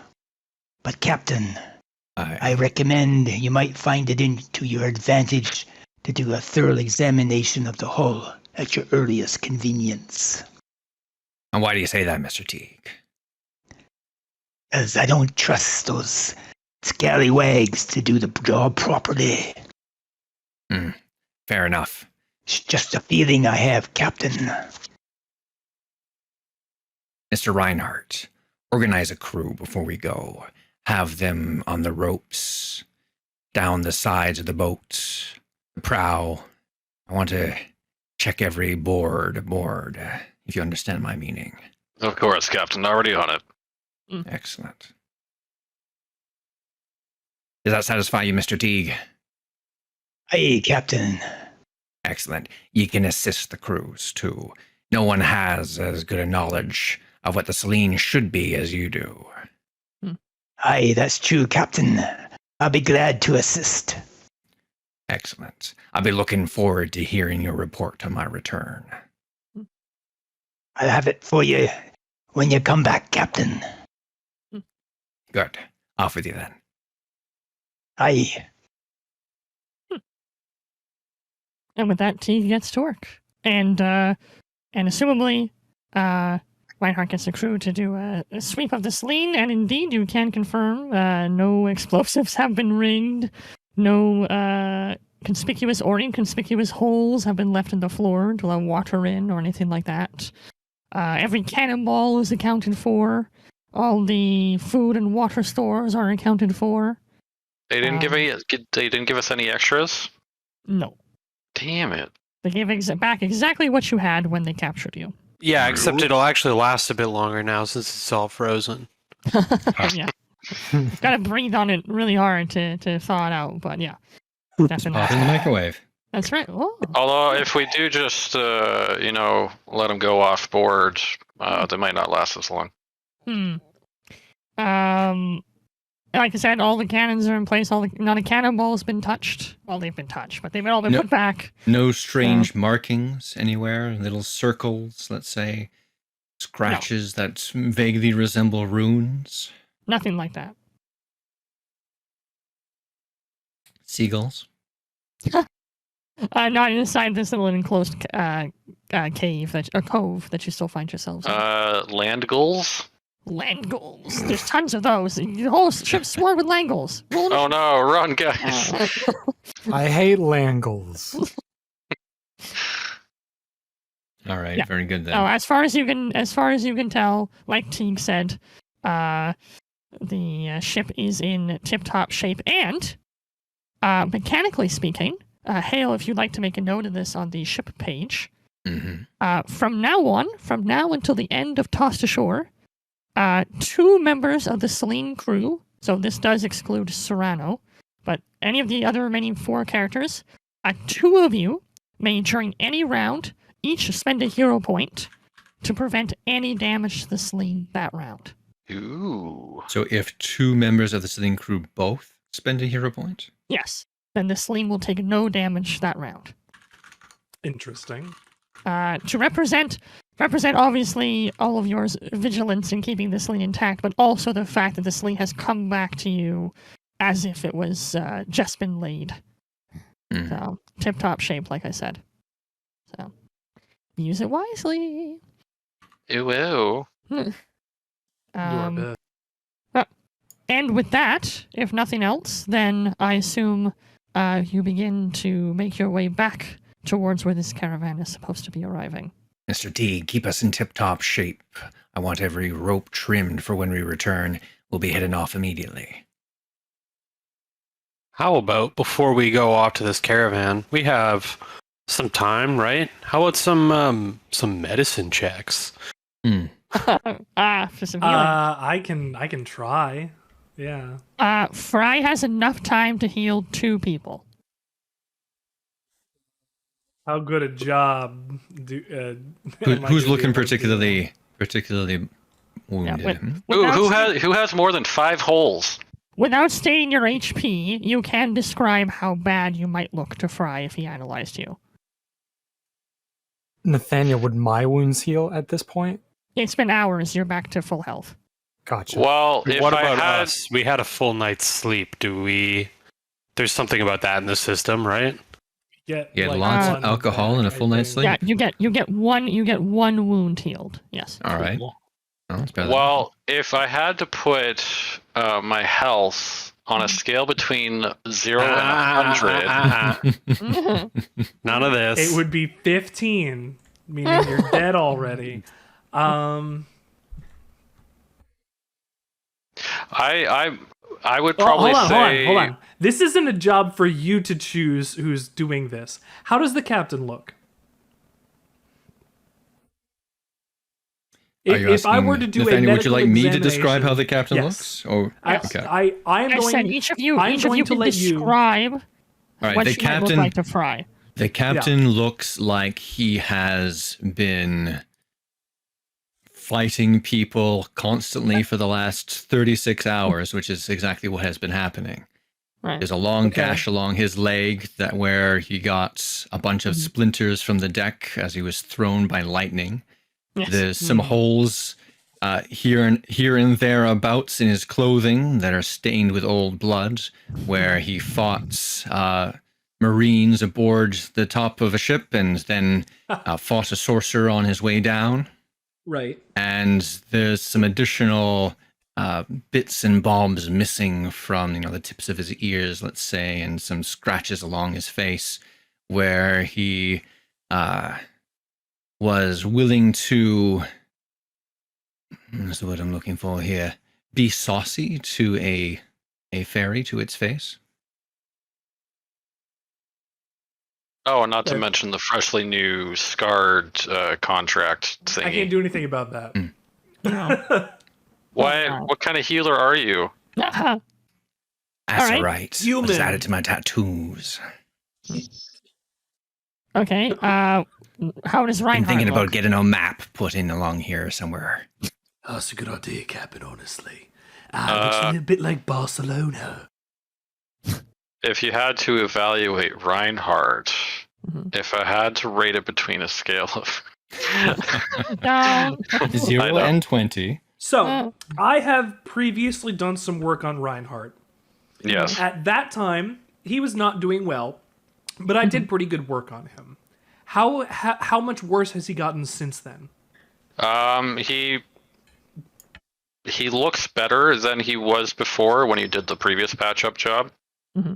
Like, obviously, he hasn't really gotten any wounds, and some time has helped. He's still hurting, and you can still see that some of the freshly sutured wounds can, like, rip open again if they were to happen. But overall, since he did the last patch-up job, he hasn't been much worse for wear when you did that emergency patch-up job. Okay. And then obviously, Fry, you know yourself, so you can judge that for yourself. And then Eagle, how do you look to Fry? He looks like Eagle is badly beaten. One of his arms is, when he's not using it, he lets it hang pretty limp. It seems like maybe there's something up with his shoulder. He has a huge gash across his ribs that looks. It doesn't look super deep. It looks pretty vicious, but it's long. Like, it goes almost all the way around. I have one question for you. Mm-hmm. How alive does Eagle look right now? Right. Here's the thing. Eagle looks like he's taken a lot of punishment. But over the time you've spent on this boat with Eagle, you've seen him take worse and keep on trucking with a smile.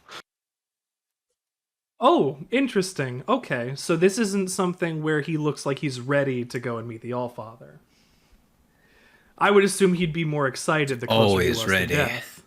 Always ready, but more excitement would happen. So how alive does he look? What's the fire in his eyes like right now? He seems to be entertained by what's been happening. He's definitely honestly, it's kind of hard to get a read because I think more than anything, Eagle's just confused about what the fuck is going on. Yeah. But you know that based on what you've seen happen with Eagle before, this looks like a pretty common amount of woundage for him. Something he would have suffered before. Okay, then I will take a look at our wonderful captain, and I will take a look at Eagle. Favoritism? God. All right. Very good. Then can you roll 2 separate medicine checks for me? Actually, Eagle would refuse and tell you to go see Reinhardt. As a doctor, he now, can't Mr. let you off Jormanson. this ship. Don't be proud. Yeah. We all need to be in fighting trim. As a doctor, I would not let you off this ship. You could stop me. You'd stop me easy. But I would not let you. You know what I mean? As a fighter, I do better when I have the All-Father's touch, as it were. You want to fight a little longer? Or do you want to see the All-Father a little faster? There's extra glory. Don't make in those such a hard few question for seconds. Mr. Jormanson. That's a hard one. Mr. Jormanson, let me make it easy for you. You're going to accept the doctor's ministrations, because we need you. Understood. Okay. It's Fry, fine, but by the end of the day, who knows? You could be dining at his table regardless. who knows? Fry, I would like we can to- all look forward to that delicious prospect. Dr. Fry, if you wouldn't be What would too you like? 2 different inconvenienced rolls? by it. I would like to make 2 separate rolls. You can choose which one to apply to which person. Okay.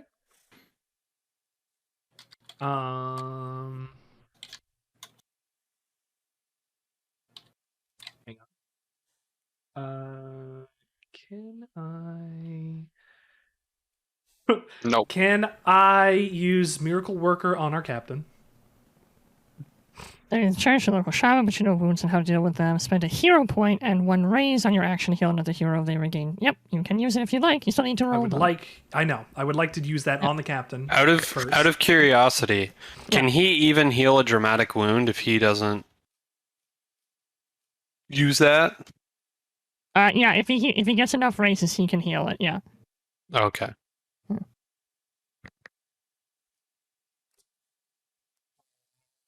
Would you like me to roll on this one?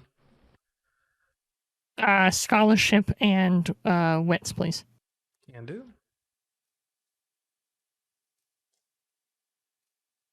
72. Holy crap! There's a roll. I knew we kept you around for something. Everything damn. was Hold on, did you say I everything could, was hold on, above wait, average. Did you say I Wow. could roll and then choose which one I wanted to go to who? That's what I said. Yeah. Cool, then I'll do that. I'll do a second one. That's a 59. I'll let that one go Jesus, to the Murphy. captain, and I will take the 72 to Eagle. No! I need to keep you alive because you're down a man constantly. Oh no! Hey, look, All of this Thomas's- just means all you of get to Thomas's do this power stuff gamer again. senses are screaming. Oh, because my just whole all the gambit was skills- built around this. Oh, I know. Don't worry, just take all the damage for all of us from now on. Yeah. I can only Yep. do it once a session.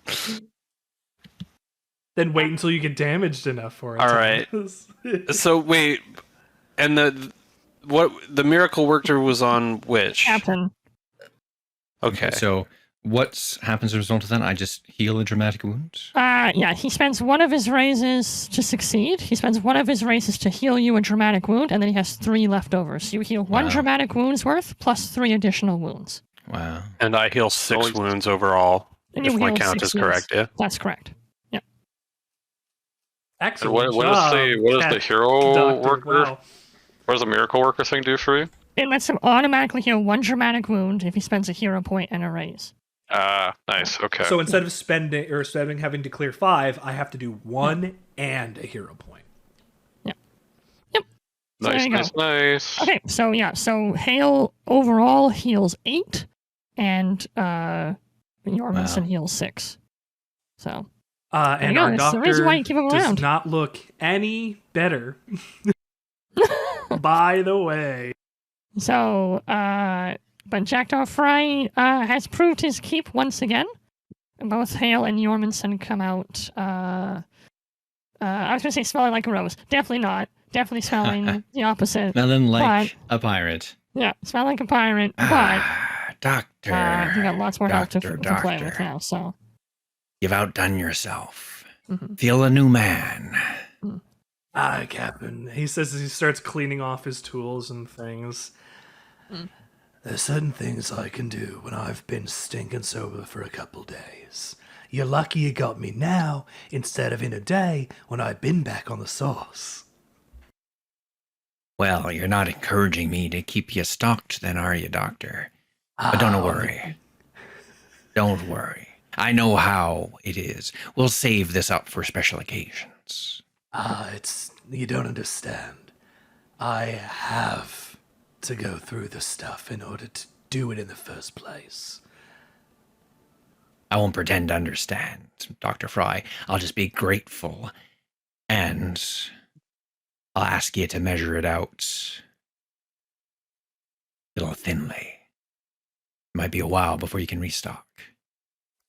I did a good job at the last place. We'll be fine for a bit. Excellent. Aye, Captain. Can do. How is Mr. Jormungson doing? He seems a little disappointed with all his wounds starting to mend. I'm not going to mind him. I understand All-Father and all that, but, I mean, I'm not much of a fighter. Not one at all. We need as much strength as we can possibly get, and you know that. How about yourself, Doctor? Looking a little worse for wear. Need me to call Lawrence up? He considers it for a moment. I think I'm not going to have any issues continuing to push on.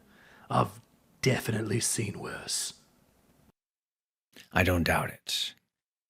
Don't be too proud either, Doctor, and don't hesitate to say if you need a hand. Oh, me, Captain? No way. Mr. Friendly all the time. Thanks again. Let's get your kits packed up. We've got a long ways to go tonight.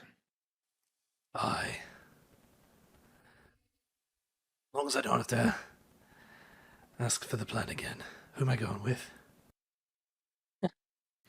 And Hale just gives you sort of a thin smile and stomps out of your room. And as to your other point, Hale, the red shirts, you find that unless you want more, you don't need to enlist from your own crew, because the kinsmen that Eagle managed to arouse the other night have offered their swords and axes to the fight. Well then. Nice. Yeah. Well, Mr. Jormungson, seems you have a bit of a following. I didn't really do much to earn it, but I suppose the pyre probably helped. And he gives a wink at Fry. Well, I'm all for men seeking glory. Comes free, for instance. Why don't you invite them along, and we'll see if they can be of any use. If so, they're more than welcome to stick along. So you find yourself with half a dozen extra able-bodied men willing to fight by Eagle's side. So Is it half a dozen or is it 6? it's It's You six of almost got one, me, half a Kirk. dozen of another. Kirk almost got shit. me. He almost got me. I almost just found wait a minute. Okay. So question, is there anyone who is not going to intercept this caravan out of our intrepid main characters here? Just so I know. I assume everyone is going Give up on murder and rampage? Hell no. Never. I Honestly, have no choice. this is... The captain told me to go. I was going to say, this is one of the few cases where Ego might not be stopped even if the captain told him not to go. Right. So, And the captain wouldn't think of it. Yeah. Wouldn't even All right, dream of so- it. All right, so 11 men are positioned then to ambush 8 men on horses in a carriage. Let me set the scene for you. You manage to truck north of the port town, and you find that the road into the north of the town is in the middle of 2 large hills on either side. It would be an ideal place to set up men on either hill and try to pincer them. Alternatively, you could have men on the hill and some positioned down the road to get in behind the escorts as well and do a 3-pronged attack. I'll leave that detail to you, Hale, and the others as you decide how to position yourselves. Off in the far distance, you can start to see a few figures approaching. You don't have long to set up. How certain are we about where it is that they're going to pass through? Do we have a point which is enough of a pinch point in the path that they're going to need to follow to feel confident they're definitely going to pass over this bit here?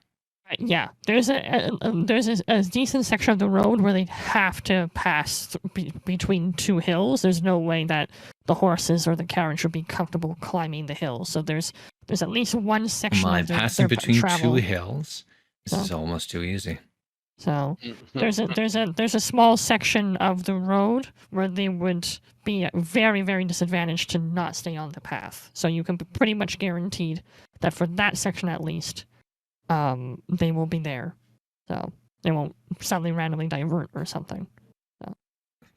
All right. In that case, Hale holds Eagle back with him, and then he sends Reinhardt with whomever Reinhardt would like to one side on top of the hill, and he sends Serrano with whomever he would like to accompany him, if anybody, to the other side of the hill.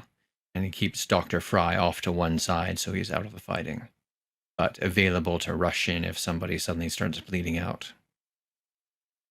Gotcha. And meanwhile, Eagle and Hale position themselves such that they can't be seen until somebody starts passing through between those 2 hills. But as soon as somebody starts doing so, they'll definitely be able to see them. Right. And where do you position Eagle's squad? I'm going to let Reinhardt decide how he would like to deploy them. Okay. 2 with me, 4 the other way. Okay. All right. Very good. So then we'll have 2 and 4. So if you remember the rules for allied grunts or whatever, the idea is the way you split them is how many dice they have for their own actions. Yep. So if you order them to do something like attack, the group of 4 would then have 4 dice. The group of 2 would have 2 dice. Yep. So, okay, excellent. I just figured I wouldn't need as many people. Right. So. Because I'm me. So. Yeah. And sorry, I might have missed it. Where is Andre positioned? He's on the other hill. He's on the other hill. Okay, gotcha. That's right. Thank you. Right, so Thank he's you. got the 4 dudes with him, Yeah. and Reinhardt has the 2 dudes with him. Right. Okay. And Fry is with Andre, or Fry is with you? Fry is with me off to the side, Gotcha. tucked away from danger, but able to see what's going on. Gotcha. I was going to Okay. say, can I peek out with my eagle eyes and a telescope? Hey, I'm the one with ego eyes. Yeah, he ripped them off from you. Oh no. You can roll now to do a notice check, but that will be your turn for this first round. Yeah, I don't think. But I'll let. We'll see. I'll let Yeah, that we'll get there happen. first. Okay. Then I would like everyone. The caravan is approaching. I would like everyone to declare what they would like to do, starting with Oh, Hale. well, then there you go. So Hale, having positioned him and Eagle such that they can't be seen until the group starts making the approach through the middle of the hills, waits for them to do exactly that, and then steps forward into the light such that he's definitely visible, and lifts one pistol, but sort of lazily in his hand. Well, gents, seems like you stepped into an ambush, but I'm going to give you this opportunity. You probably don't want to die here. What, for some treasure? Some aristocrat's toy? If you throw down your weapons and walk away, we won't follow. Interesting. Okay. Panache plus either convince or intimidate. Your choice. All right. Reinhardt. I want to go stabby some people after I sneak. Okay. Then weaponry and finesse, please. Perfect. Jormungson. Along from the ship with him, Egil brought a large oar. Yep. He intends to jam it through the spokes of the carriage so that the carriage cannot abscond. Gotcha. Sounds like. When you say jam, are you gonna like throw the oar like a javelin, or are you gonna like stab it in like get close enough and like stab it in? I'll be put it like stabbing. I'm not throwing it. No. Okay.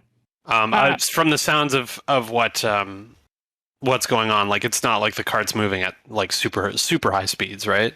Warp speed. Yeah. Yeah. So brawn plus weaponry then. Very good, sir. Fry. Spyglass. Right. Yes. So wits plus notice then, please. If you use the spyglass, you can find details such as the encryption card is wedding bad. If you make a risk on keen vision, you gain 1 bonus die. So you will get a bonus die then. I would like wits plus notice. Excuse me, sir. I think you spelled eagle wrong. Haha. It's a localization. Serrano? Yeah.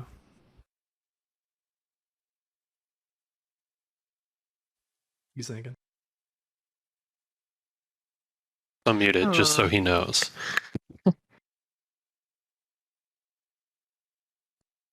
You got 4 guys with you. Yeah.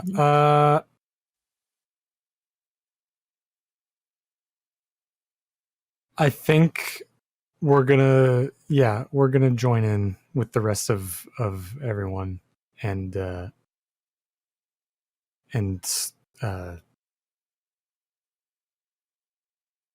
guess see what happens.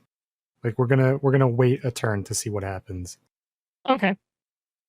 Okay, and so Is that a wait a turn or prepare an action? Prepare an you action. Can say, so such and such happens, and then I do this as a result. Yeah. Okay. Once the move starts to be made, then we make a move in to, I guess, attack or whatever if a fight breaks out. Okay. Or whatever, yeah. In that case, I would also like wits plus notice from you, so that you keep sort of on top of what's going on around you. Okay. And thusly, the 4 guys are staying with you until something happens. Is that correct? Yeah. Okay.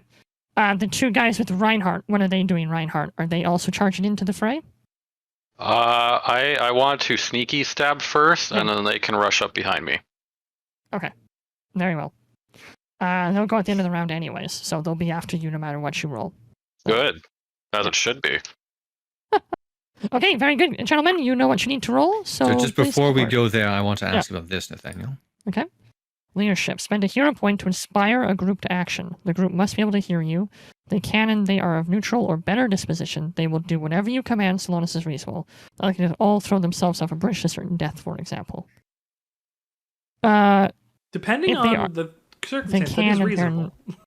But if they can and they are of neutral or better disposition. I don't know that these guys would be neutral towards you. Well, they don't know me from Adam.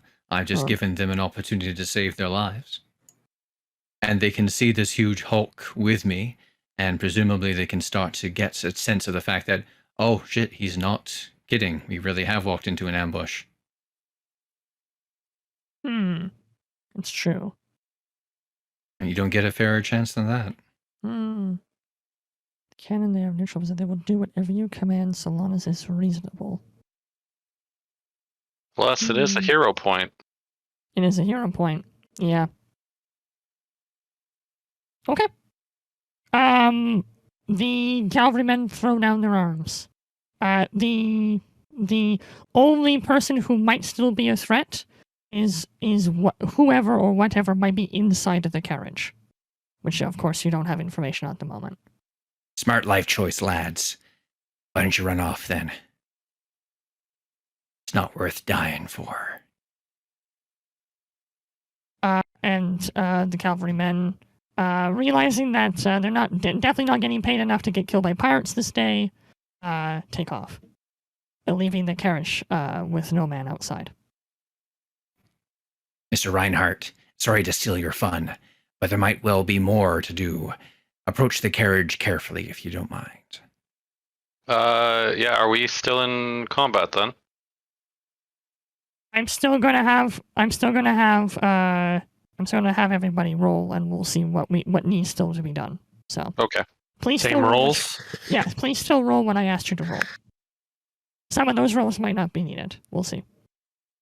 Oh, nice. That one. If only that one was a 2. Yeah. Oof.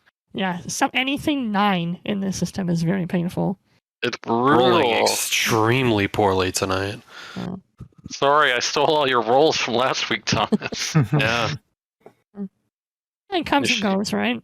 Man, you should have saved those rolls. It Nature of dice rolls. Comes and goes. Wits plus notice from Serrano, I think. Oh, yeah. Fry, are you rolling or no? Oh, I'm looking for wits. I'm not looking for notice. That's why. Oh. Ugh, I'm an idiot. You said it. I was about to be like, well, no, actually, you're probably pretty high right now, but okay. 49. Oh, 69. yeah, the 9s hurt so much. Yeah. Okay, then yeah, Reinhardt's first, Hale's already acted, Fry's next, Jormundson, then Serrano. If necessary. Okay, Yosef, you are sneaking towards the cabin, I assume that's still what you rolled for. Yeah, so I was originally going to kind of stab some people. Mm-hmm. So I do want to kind of shift up my tactics a little bit. Mm-hmm. And rather than going to investigate to stab somebody, I'm going to investigate to possibly stab somebody. Nice. So did you want me to improvise that? Yeah, it's an improvise. So I think instead of like just going out and like in the intention of killing somebody, I'm going out to investigate now to see. Yes. What is anybody who needs killing? Yes, and I know you have that ability that makes it so you don't have to spend the extra raise to improvise. So yeah. So you still have 4 raises left. And at this point, you grab the handle of the carriage and slowly open it from the inside, and you die. No, I'm just kidding. Okay, that's nice knowing you guys. Congratulations, Kirk. You were the first. Thank you. These things happen. You know what you sound like, Kirk? You sound like the guy from Wind Waker who runs the boat shop. He goes, Right. Thank you. His name is Beetle. Yeah. Beetle. Oh, I hate Beetle so much. I love Beetle. He's great. Beetle's the best. He's in Breath of the Wild too, and I'm like, oh my god, just go away. Anyways, yeah, that's who you reminded me of. So as you open it up, Beetle's inside. He sells you a bottle. No, I'm just kidding. Nice. There's okay, cool. Bottles are hard to come by. There's big there's big bags, big burlap sacks. There's like half a dozen of them inside the carriage. You can see actually that the seats, which would normally be in a carriage like this, have actually been taken out, but there's more space for giant burlap sacks. So. Do they look people-sized? No, they look like the burlap sacks you would use to stuff stuff inside. So. Okay. Like potato sacks. So. Gotcha. Yeah, so I want to try and open it up. Okay. Carefully. The first burlap sack you open is filled with fresh fruits. Cool. Score more food. Nice. I like it. The next burlap sack is filled with bread. The third burlap sack is filled with gold and silver coins, as is the fourth and fifth. And the sixth burlap sack is filled with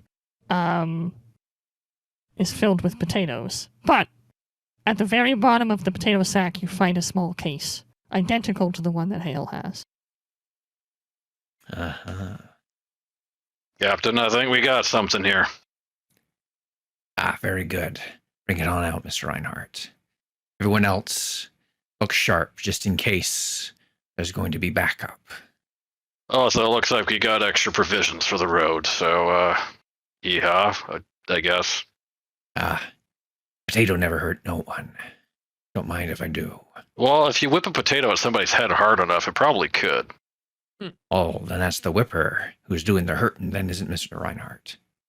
Well, you couldn't do the hurting without the tool. Deep philosophical question you've raised here. Yeah. Hale joins Reinhardt as they continue their conversation and inspects the case. Love the banter. This has been going on for like over 20 years. Yes, exactly. Exactly. Well found, Miss Reinhardt. Surprised there was nobody waiting for us. Okay, so practically And cousins Hale at this snaps point. the case open with Reinhardt looking over his shoulder. The orb inside, and indeed for anyone who might catch a glimpse of it, the orb inside is identical to the one that Hale has had acquired earlier, back in episode 3, The Loot of a Lifetime. What's that? The orb is about the size of one of those Chinese stress balls, so roughly like an apricot or something like that. It's got the same sort of gold edging on the sides, and the same sort of mesmerizing sort of image of the ocean, sort of ebbing and flowing within the gem. And if you were to hold it to your ear, you get that same sort of conch shell, I can hear the waves kind of thing. The only real difference is an aesthetic one. This orb is red instead of green. Ooh. Pretty little thing, isn't it, Mr. Reinhardt? Always puts me in the minds of what Thea might look like if you could see it from a long way away. I guess so. Never had much of the patience for that, though. You're a man of singular focus, Mr. Reinhardt. Thank you. And Hale snaps the case shut. That's 2 for 2 so far, boys. Let's see about finishing our collection. Sounds like a good plan, Captain. Should we burn the cart for good measure? Please yourself. Well, do we want to make it look like we just stole that, or are we wanting to make it look like a highway robbery? Oh, let's bring along the other bags, of course. Potatoes are always useful, and I do have a certain hankering for a gold coin or two.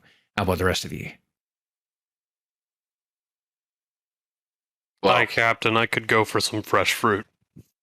I'll share alike. Every man gets his. I just figured it'd be good to throw him off the trail. Fry hasn't moved from his spot because he's still watching, so he hasn't heard any of this. That's good thinking, Mr. Reinhardt. Let's take the loot and set it ablaze. The carriage, that is. We'll keep the loot. Yeah, we do need some better music. Very funny. Captain, might I have a word while he's starting the fire? Certainly. And Hale hands one of the bags to Jormungson. What's on your mind, Mr. Jormungson? Doesn't this strike you as all a little too easy? Not only did he make it apparent he was having this delivered, the delivery wasn't a well-kept secret. For whatever reason, he let you keep the first orb. From where I'm standing, it looks like he's trying to have us bring the 3 of them together. You're perceptive, Mr. Jormungson. I thought the same thing. And I thought to myself, clearly, he wants us to go after the treasure, whatever it is. And then I thought to myself, well, fuck him anyways. We're going to do it. And we're going to take the treasure and leave him in the lurch. It's not a trap if you know what you're walking into, Mr. Jormungson. Then it's just a risk. May I speak freely for a moment, Captain? Aye, go for it. It was you yourself who said no one actually knows what these orbs are all about. The idea that there's a treasure at the end of them is pretty wild speculation on my, from where I'm standing. Captain, sir. I see what you're saying, Mr. Jormungson. Might well be something terrible. Might well be something that doesn't favor us at all. You're right, of course. But at this point, we have a few options. We can forget all about it and just hand the orbs off to Mr. Grimm. Little chance of reward for that, although maybe it would satisfy him enough to remove my brand new tattoo. Oh. Or we could go and try and screw the screwer. Take advantage of the fairy who thinks he can take advantage of us. Which would you prefer? All the same to me, Captain. I'm just making sure you haven't put on a set of fancy golden blinders. Well, Mr. Jorgensen, if I ever do get to that point, I'll be relying on folks like you to drag me back down to Earth. Appreciate the candor. I agree with Eagle, Captain. I know I'm... What do you agree about, Mr. Serrano? That this is all some sort of scheme on the part of the Duke? Or that we shouldn't pursue it? If I know that group that he belongs to, if I know anything about them, and him in particular, it's that he knows a lot more than he lets on. So... Now, lads, don't worry. He's not the only one. We'll figure it out. Mr. Serrano, in the life the trade we ply, piracy, where you're pretty much always walking the razor's edge. We've walked into our fair share of traps before, and I'm sure that after this we'll walk into our fair share again. I just wanted to make sure he's smarter than anyone else on the ship, but we all let things slip by us from time to time. I just wanted to make sure he saw what I was seeing. Lads, I appreciate you bringing this to me, and I appreciate your faith in me too. Every one of us is in this together. I'm not your God. I'm not your father. You don't need to stick by me if you've changed your mind about being a part of this crew. But let me reassure you, your life is important to me. It's more important than the gold and jewels that lie at the end of our trail.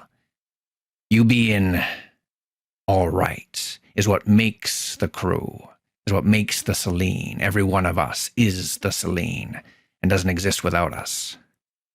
We're going to come out of this better, richer, stronger than we did when we went in. Count on it. Nice. And Awesome Mr. Serrano. Yes, Captain?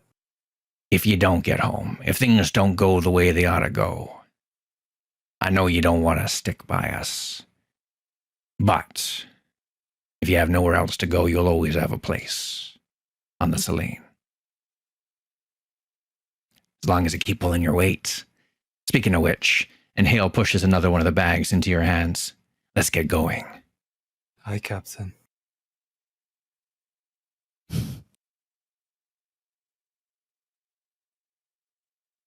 Then, if that's the case, Reinhardt finishes setting the carriage ablaze.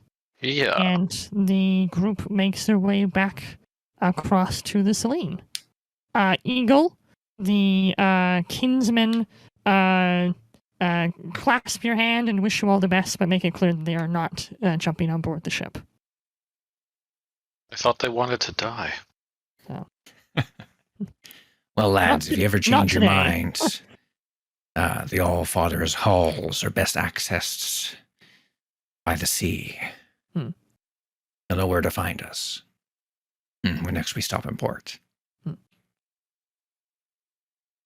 Yeah, 5 of them take off immediately. The 6th one sort of like puts a hand on Eagle's shoulder and just says, "Fight well, my brother." And then he turns to leave as well.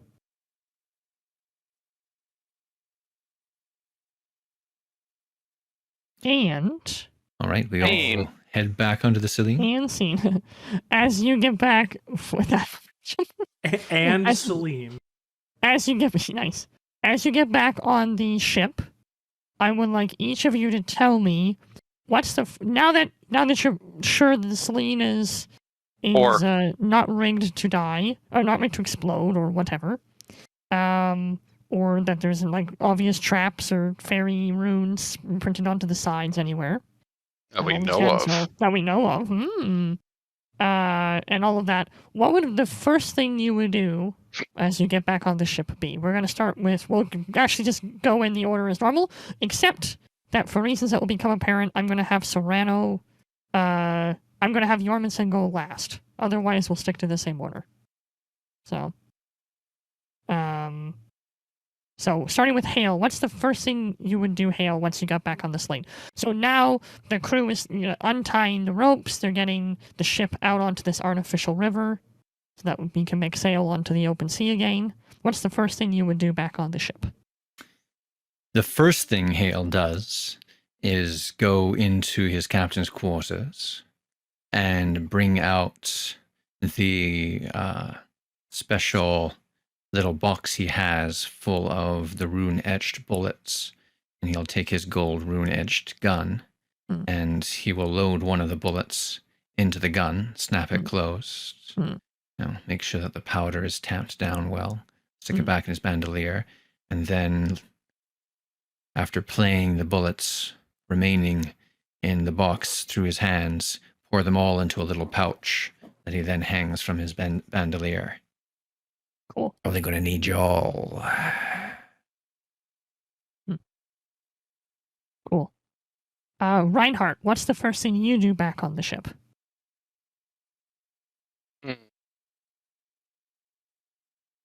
What is the first thing I do? I think being back on the ship, I would get back into kind of the swing of things as per usual as the first mate of the ship. Make sure everything's tip top and everybody's in working order, just in case something were to happen. Okay, yeah, makes sense. Go around to each station kind of thing, make sure no one's slacking. Especially since the captain's gallivanting around with his pistols. Kidding. Got his pistols out. So. All right, and Fry, what would be the first thing you do? I'll give you one guess as to what Fry is going to be doing, Nathaniel. Yes. I already know. He's taking stock. Yes. Gotcha. He's doing cocaine. We need to know how much we have left, besides what he also just brought in, because if somehow this is the last, well, it might be fun. So, he's taking stock.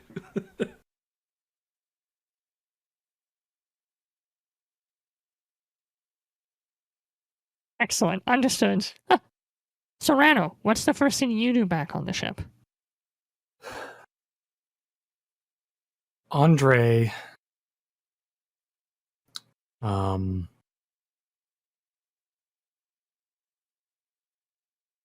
takes a moment at some point between helping load things into their places and getting everything set up back to how it was or what it's supposed to be for this trip, and takes a moment to sort of trace the outline of the rune that's on his chest. He just leans against one of the walls somewhere and just thinks about the bond he's being held to. Understood. Deep contemplation, yeah, and you like you said, you start tracing your finger around the shapes and all of that. So, they feel like it doesn't feel bumpy or anything. Like it feels like smooth to the touch, and it's an interesting phenomena because visually the runes kind of pop up a little bit, like they look like etchings, like engravings in stone. But when you run your hand over them, it doesn't feel like there's anything indented or on top of your skin. So, the only thing that obviously feels odd for you is that it's burned a spot in the chest where your hair isn't regenerating, right? So, for example, and you now know this to be true, when you shifted there in the street to attack that guy, your wolf hair did not sprout over top of the mark that Grim left. Yes. So, okay, and Eagle, what's the first thing you do back on the ship? You would grab up all of the sacks that they pilfered and take them down to add them to the stores, orderly like. Okay. As you're loading the final sack into whatever bin you're putting it in, and making sure you're updating the inventory, you are suddenly aware of another presence in the room with you. You catch in the corner of your eye a little man. And when I say little man, I mean a man who is about 2 foot tall. What most of us would probably recognize as a leprechaun. He's wearing very, very simple overalls, like he's just come off of the farm. And he is sitting in one of the little bay windows that you would use to stick the cannon out of. And he's sort of using it like a little bit of a perch, and he's just sort of squatting in front of it, watching you work. And when you notice him, he kind of stops, like moving his head, and just stares at you.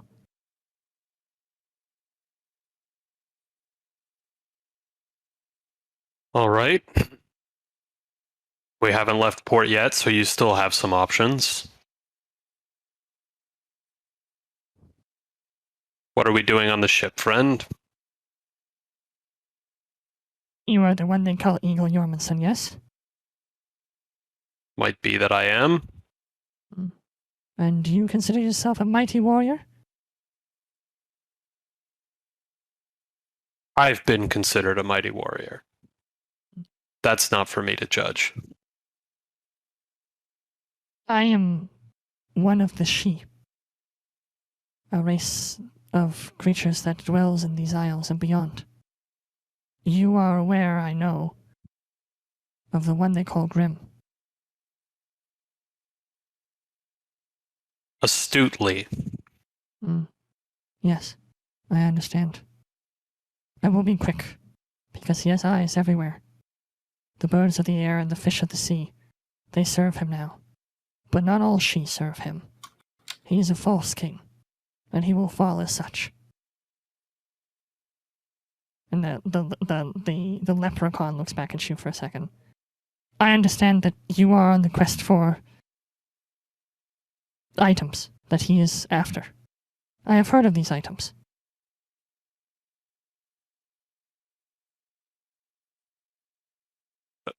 Go on.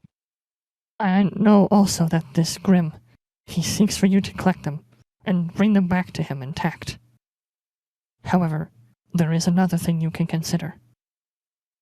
If you bring the orbs together, they are powerful enough to destroy themselves. If you destroy the orbs, Grim cannot get what he wants. I don't suppose you have time to tell me exactly what they're for, do you? He shakes his head. I do not know. Not a matter of time. You don't know. He looks around him again, a little bit paranoid. Bring this information to your captain or don't. It's your head. But there is another way to defeat him.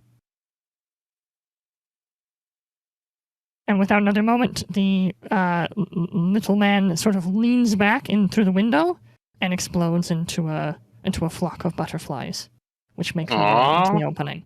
So cute. I want one. Would have been just as fast to tell me what the other way to defeat him is than just saying there is another way to defeat him. Eagle pounds his fist down to close the crate that he was just finishing up and heads up to the captain's quarters to see if he's available.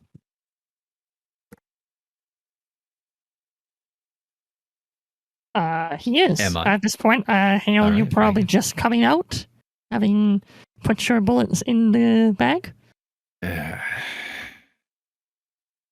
Captain? Mr. Jormungson, you're looking a little pale. I've been off the boat for a while.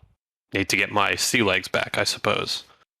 I'm sure that's it. Want to come and sit down in my office for a bit? Oh, that's a mighty kind offer of you, Captain.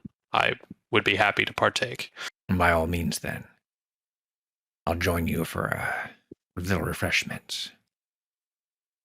And Hale lets Jormungson into his office and closes the door behind him gently. What's the matter, Miss Jormungson?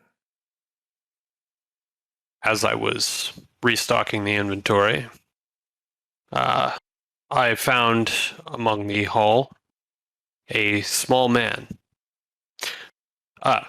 Sorry, let me elaborate.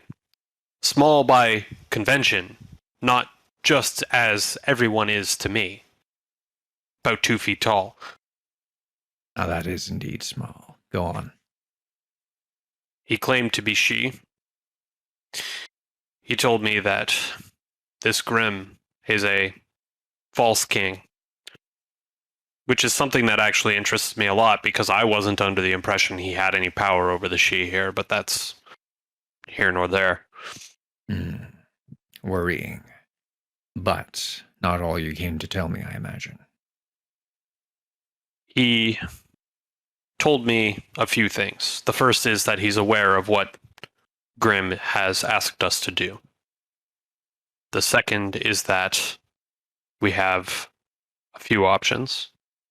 The first of which obviously being to do as we're told or asked, however you want to phrase that. The second is that when the orbs are brought together, they have the power to destroy themselves, according to this small man.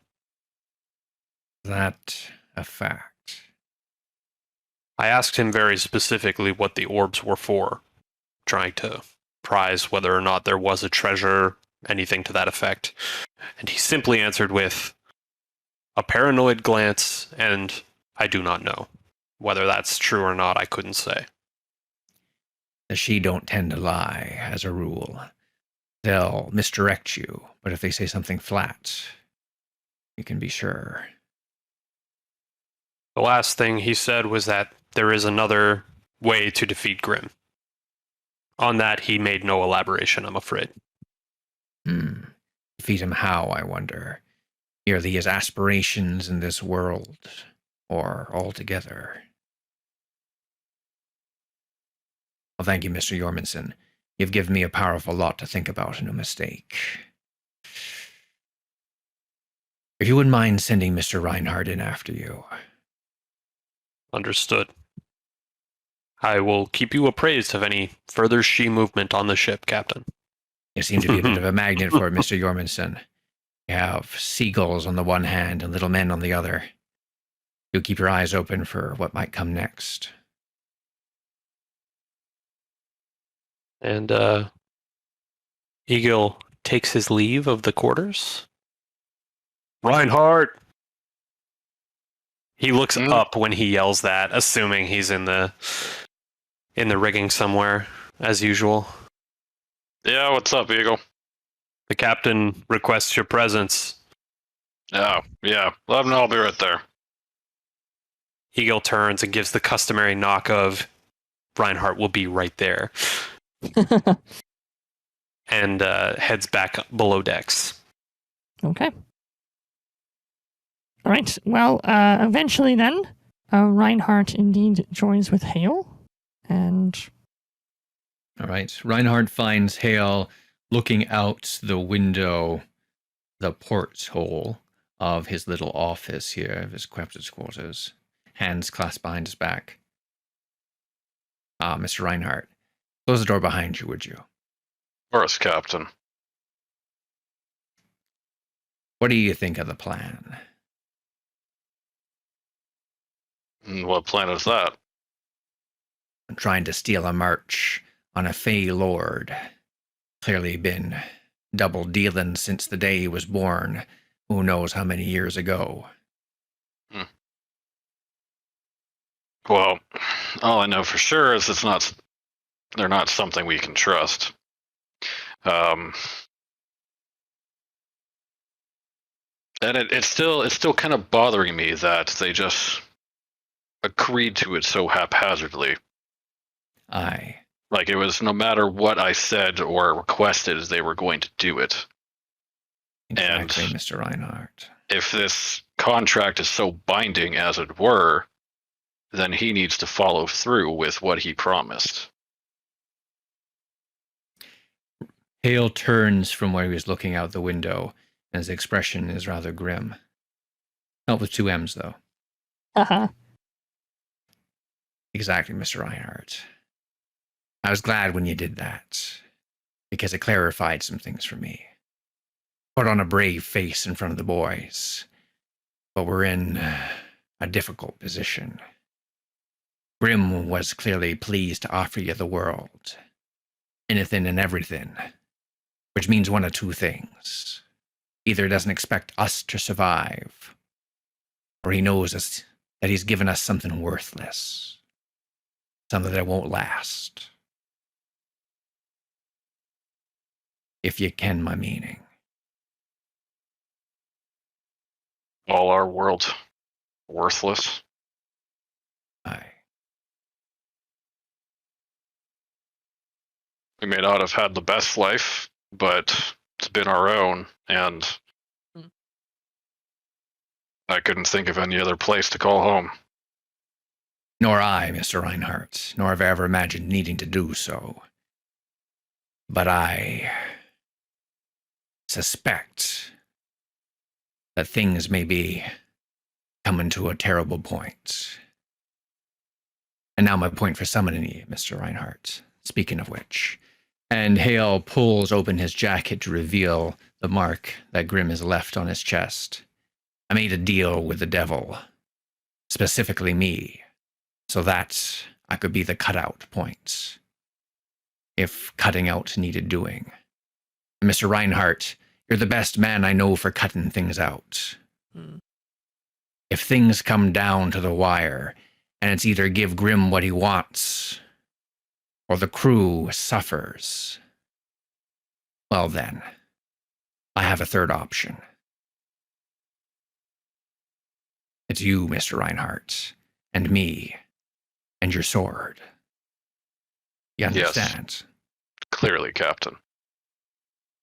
Good. I know I can count on you, Mr. Reinhardt. It would be an honor. Let's not let it come to that, though. Instead, let's just win, shall we? That's what I was waiting for. I'll see you out on the deck. Aye, Captain. Excellent. And Reinhardt and Hale settles into his chair, looking out the window. Our whole world.